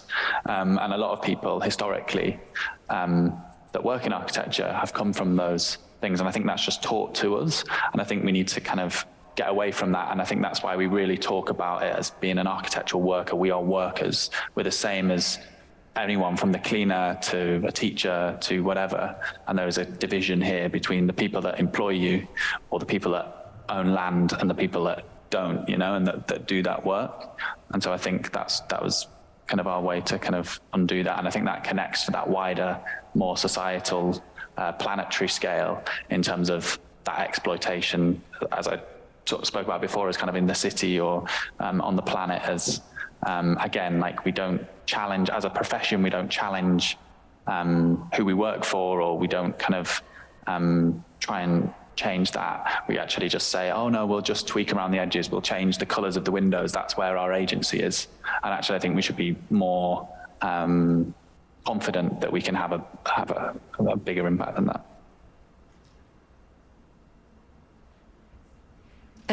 I would like to add something on that. Also for us was very inspiring, this notion of architectural workers, like, in a broader sense.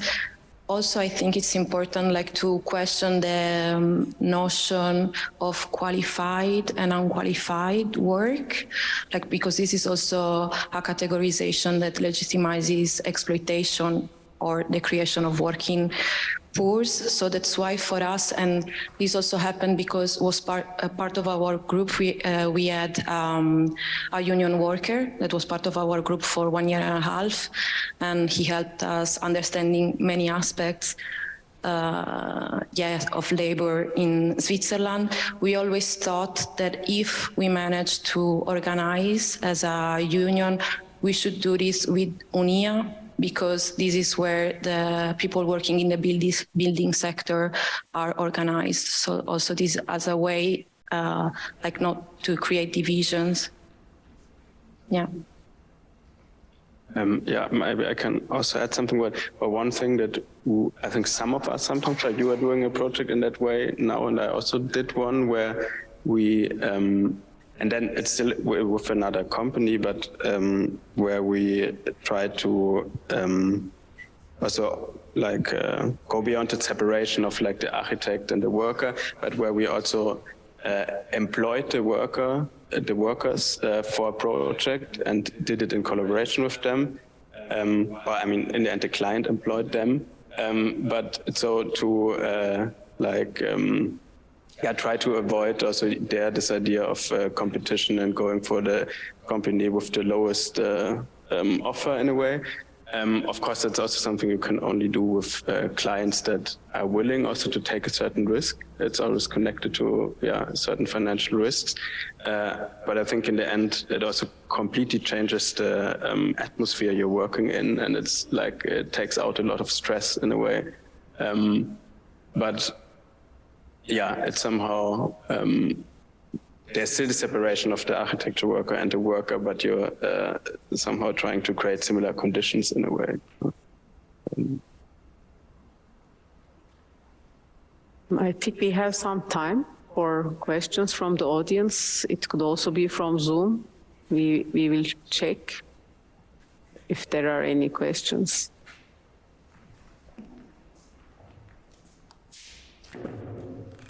Just a very simple question for Jake, and apologies if you already mentioned it earlier, but what kind of uptake do you have amongst young workers? I mean, is there a fear factor involved in, say, like I recognize some of the offices in those photographs.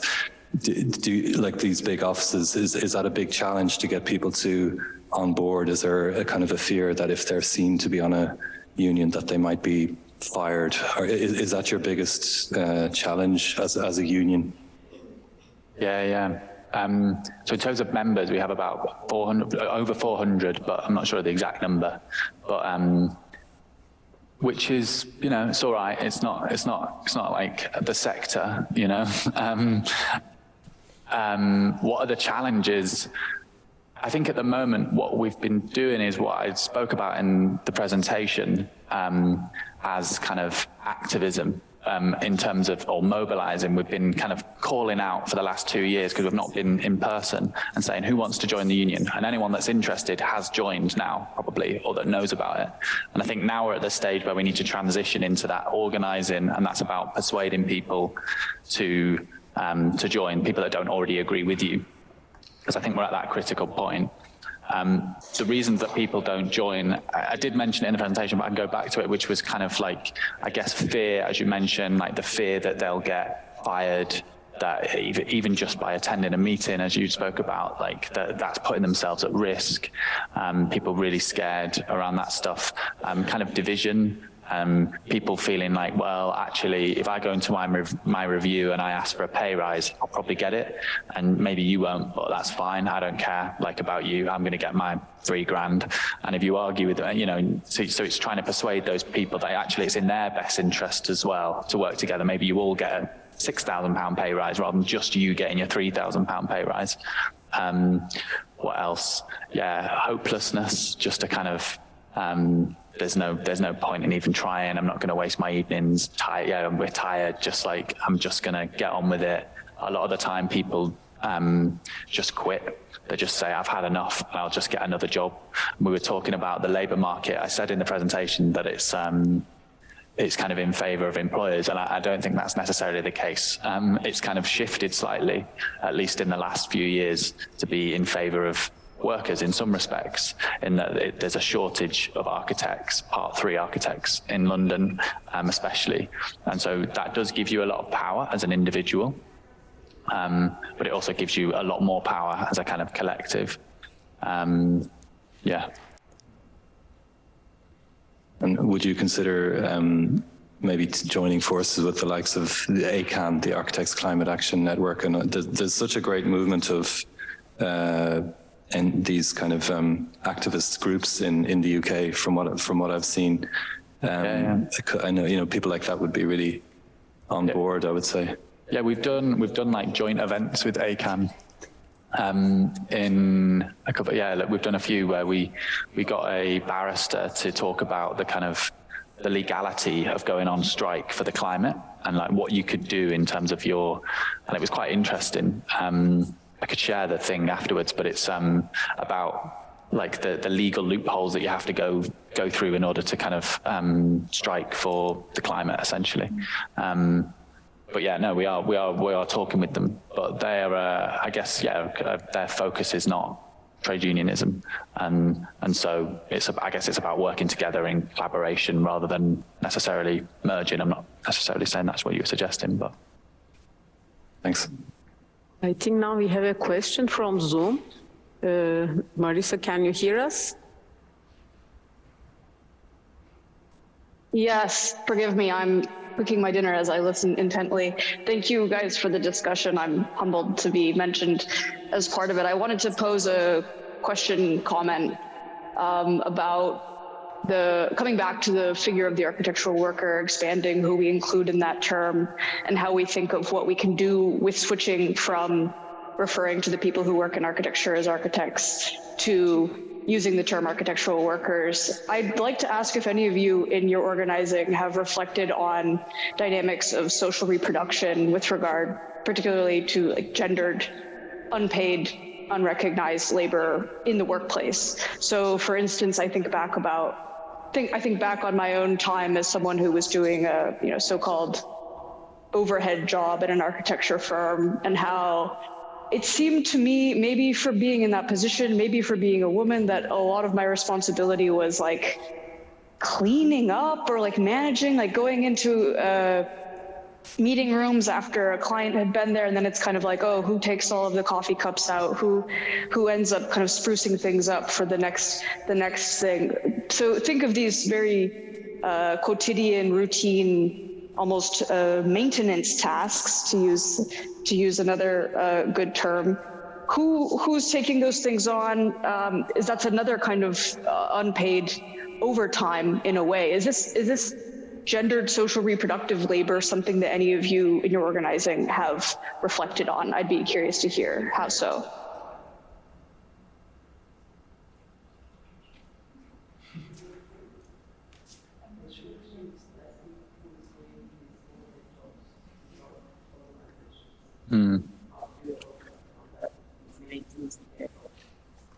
Oh, that's interesting. I interpreted it as in the office, but yeah, within our organizations. No. I also understood that she spoke about how these responsibilities are gendered. So like if women are taking over specific responsibilities compared to men in the office. Maybe everyone can answer as they interpreted the question, because the acoustics are kind of not really good here. So we all, I think, understood it as we want to understand the question. So I think. Yeah, I mean, I can mention that in our case, as we said, we focused our first questionnaire on the working conditions for non-Swiss people, but we received many feedbacks that were pointing out, and this is also what we want to address more and more, like the intersection with gender issues. So, and also we published on our Instagram, like some data that show that when you look just at origins, you don't say the full picture, because when you add gender, you see that the salary gap is even wider. Yeah, I mean, I guess the way that I would answer that question is in terms of the kind of gendered social reproduction in the workplace. I think that it's not something that's really come up, at least with the people that I've spoken to. I mean, it is a thing, and it definitely, probably that work does fall more on the kind of women in the office. But one thing that we have done a lot of is like supporting people that are experiencing like sexism, or racism, but also in terms of, I guess, gendered reproduction in terms of having caring responsibilities. So people with children, people with grandparents, people with disabled partners, and how they're discriminated against in the workplace. And so supporting those people to kind of, I guess, get justice or get some kind of, equitable treatment. In our organizations, which I think is also quite an interesting question, how much do we think about that? Like, who takes the minutes, who turns up to the meeting beforehand and sets up? And we used to cook before COVID, we used to have the meetings that were always just in person, and someone would cook before the meeting. And we definitely tried to rotate that work between people, which was always quite difficult if you were working and then having to juggle big pans and stuff to go to the meeting space. But yeah. I think actually in our firm it's probably more of the opposite that. But I think it's kind of only because it was quite kind of difficult to create the structure that we have, because we didn't know any preference for that. So we somehow, together with a lawyer, kind of tried to find the structure that we wanted. And I think just because it was two from our firm were somehow the only ones that have had created a firm before. So it was, I think a lot of labor was actually going for to do guys that already created a firm. So, but I think, of course, I also like in other groups, I think it's a big, it's a huge topic. I don't want to say that it's not a topic at all, but I think now, in our group, maybe it's not that much of a topic, but also because we're not that many women, which is not, not much better, but it still is a fact. Yeah, and I think, who takes over those jobs? I think because it's that spread, it's also everyone takes over a bit something, and it's also changing. But and is it gendered? Yes, in a bit. Like you said, those guys who had a company before, they also took more responsibility in setting it up. But I think we're conscious of it and trying to work against it. And also, it's also not very well structured, but it's really the idea that all the responsibilities are rotating. Someone is now quite in charge of the whole administration, others are organizing the meetings, someone's taking minutes, and that it's really a rotating system in a way.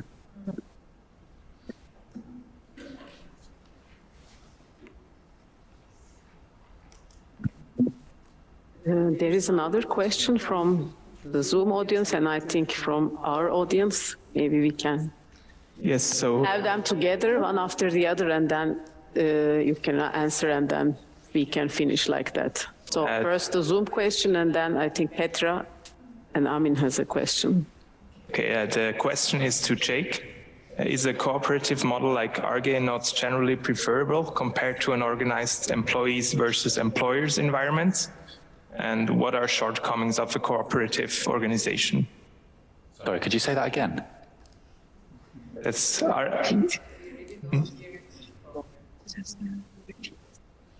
a cooperative model like ARGE not generally preferable compared to an organized employees versus employers environment? That's how the question was put here. I'm going to read it. So there's a lot of reverberation. Is a cooperative model like...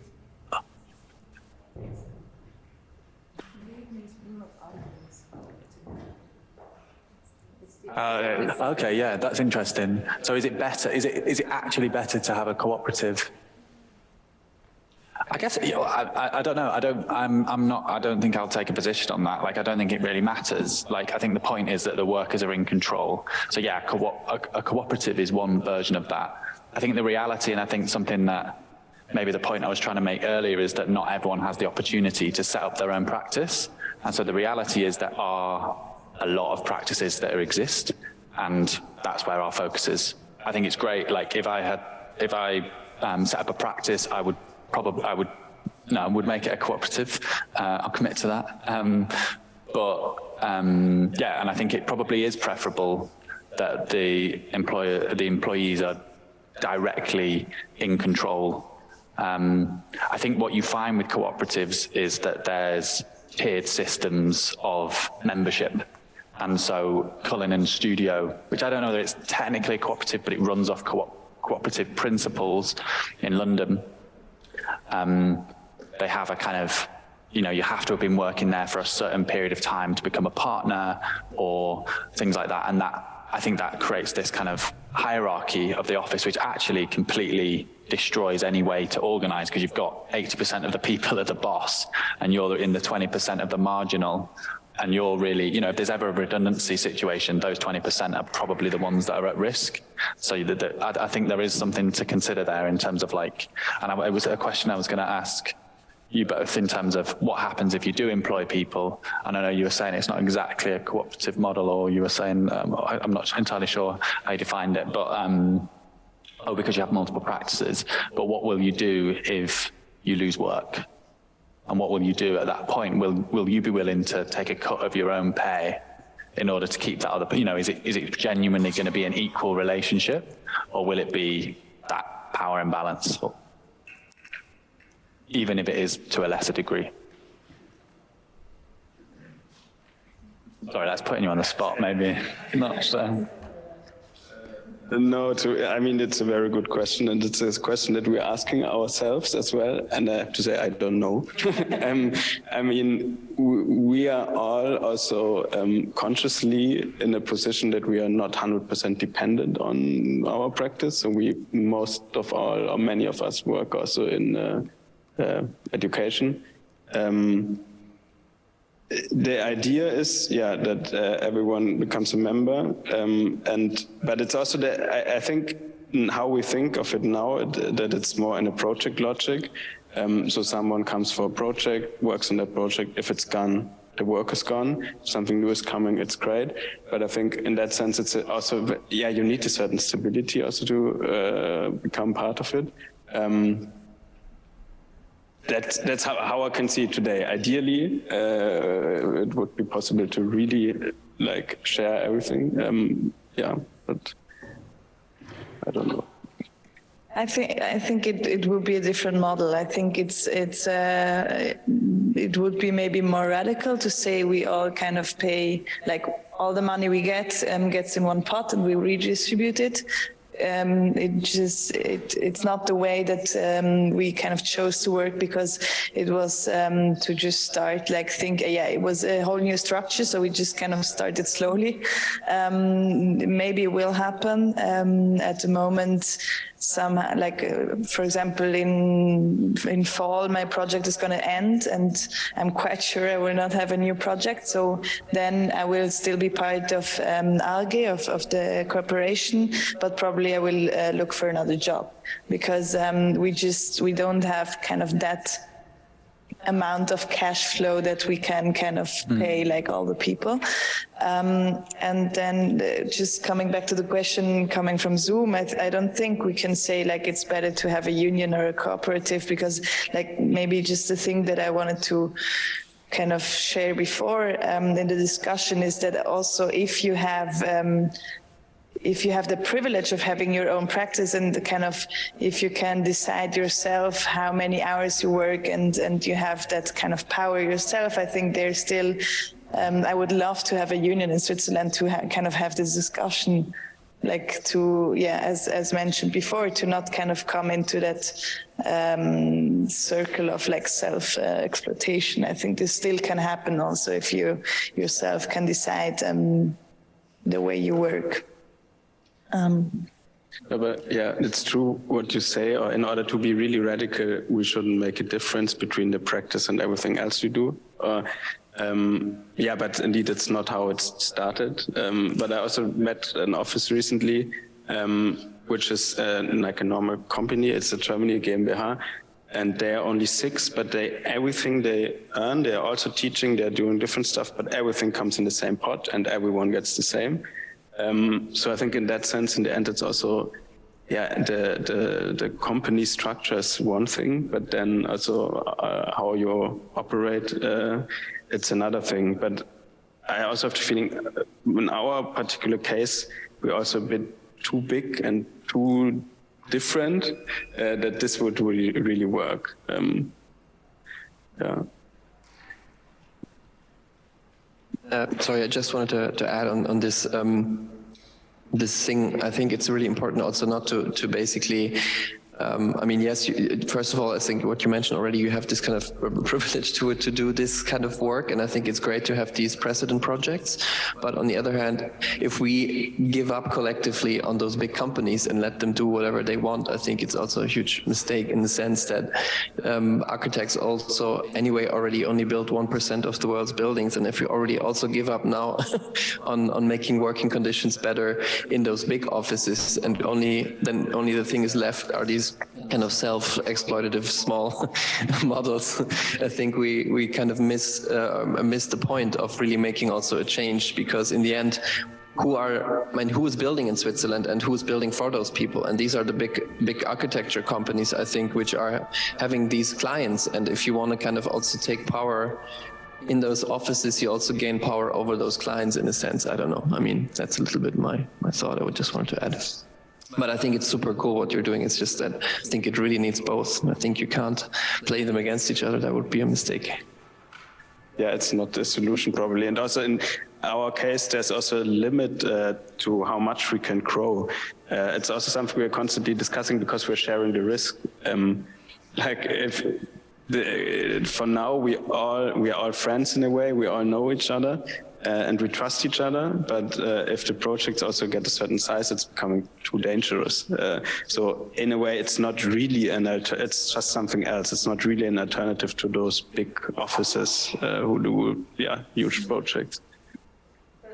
But I think maybe, I mean, it's never meant to be an alternative of how we kind of work today. I think it's about maybe an alternative in ways of thinking, that you can kind of create different ways of working. But I think there is maybe also the differentiation between like the way you work with the union or like non-Swiss architects, that it tackles much more what you just said. It tackles much more the kind of the big, like mainstream way, or like you try to kind of create a dialogue with that kind of way of working. And maybe us, we have this like really small projects we work on where we try to work on a different way, which is, I think, both of course valid, but I think it maybe tackles also a little bit, different things. Hi. So I have a question for the non-Swiss architects team. I find it very interesting that you mentioned that the SIA kind of like protects or represents the interests more of the employer, which I think is also a very important aspect of the architecture profession. We need that too. But then as an employee, if you have a problem with your employer, you don't have anywhere else to go to than directly to the cantonale Behörden. So I find it very interesting that you kind of like, that we really need this kind of like a buffer zone, of going somewhere to kind of like complain or discuss about the problems that we're having with people that are also aware of the architectural environment and they know what it actually means to work in an architect's office. But on the other hand, I mean, coming to the Swiss society, there is the big union of UNIA, which is focused on all labor aspects. So I was just wondering if you as a union for architects have kind of like contacted them or have sought any connection with them, or do you maybe learn from their structure, or like is there any kind of connection to existing unions within Switzerland, or are you looking for something like kind of like a bit of a niche only for architects, or is it also a bit more general?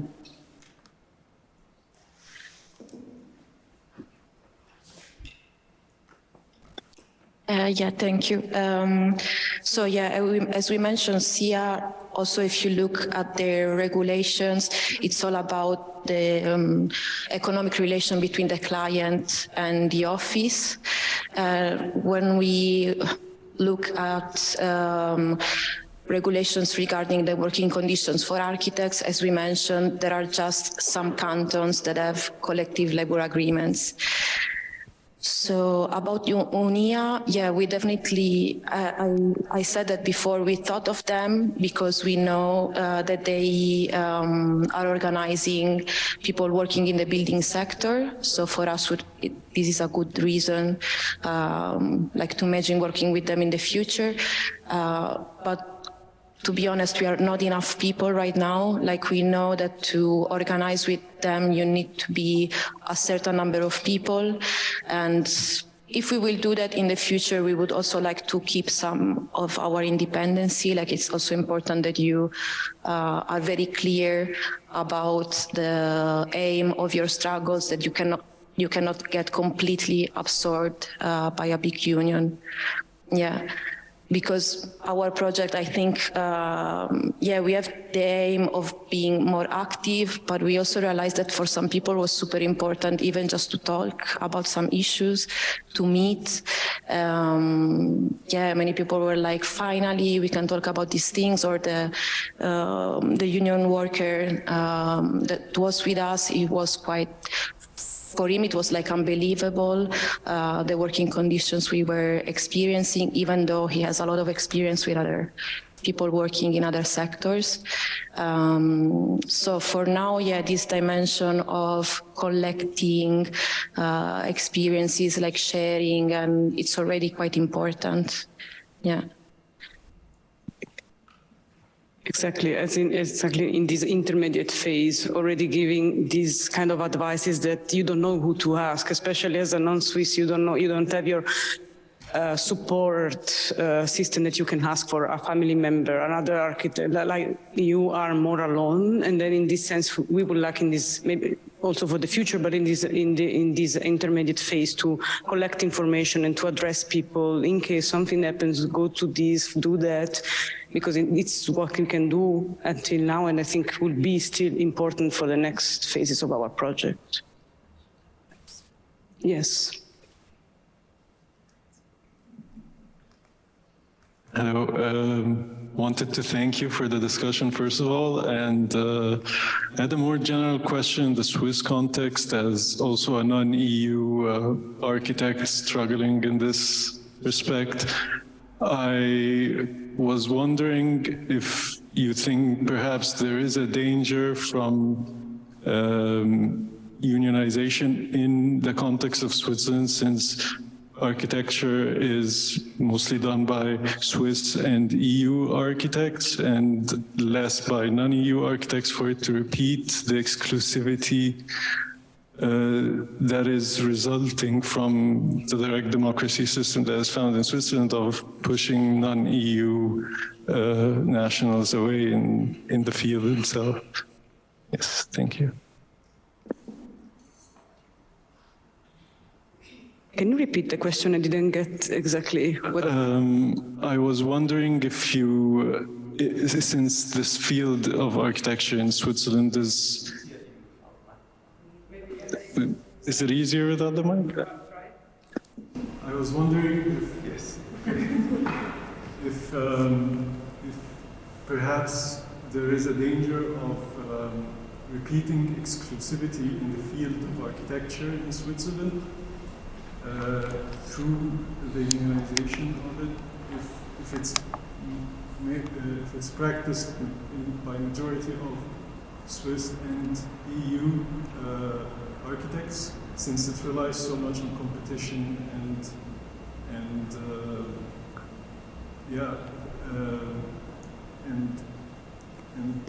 perhaps then pushing away non-EU architects more and more. Yes, it's already actually so for Zoom. Yes, there is also, because there is easier also for EU citizens to work as here in Switzerland. So already this condition makes the number of people higher than only EU. That's why we, as a group, we want to make this kind of discussion and sharing. What are the conditions? What are what is the situation that non-EU citizens are facing when coming to work here in Switzerland? And something that also comes out from Marisa Kortreit articles in the last ARC Plus issue. I remember one of the contribution of the interviewee saying what were the challenges of these persons coming from the Balkan region of applying for the visa, things that the colleagues of this person in the office were even aware of because they were part of the country, Germans or Swiss, I don't remember. So for us, it's important, also an important part of our group to make these kind of differences visible, and in order to avoid it, exactly what you mentioned, this kind of exclusion. Do you want to add something about that? Yeah, as we don't have direct experience about unionizing, but definitely you're saying that there is the risk that exclusivity of the job market is reflected in the union structures. Yeah, yeah, definitely. But again, probably doing activism on unionizing not separately from other people is a way to address this risk. I guess I also understood your question. I think I understood your question as well as saying that, in a way, if you have trade unions, then it's this majority rule. And what if the majority is racist or xenophobic? Is that maybe what you mean? And in a Swiss context, and I mean in UK context as well. I guess it's really interesting because, like, historically, yeah, you've got I don't know whether you've seen the film Pride, but it's about the miners in the north of England and being homophobic, and then bringing together these LGBT group in London that were supporting them in solidarity. You also see this in terms of GMB, the General something Union in the UK, supporting the nuclear weapons industry. You know, not wanting to get rid of that because it's jobs. And so unions, you know, have not always historically been good things and not always acted in the interests of everyone, but have kind of, you know, so I think we do have to think about that. And I think that is a fair concern. I guess that's your role as an organizer, and that's your role as someone going into these places to say, you know, that racism, xenophobia are tools that employers use to divide us workers or working people, and that it only serves them, it doesn't serve you. I think that's a good ending. So thanks everyone for this wonderful session, and thanks for the wonderful questions. Now we can have maybe more informal talk continuing, but we will close the recording now and Zoom.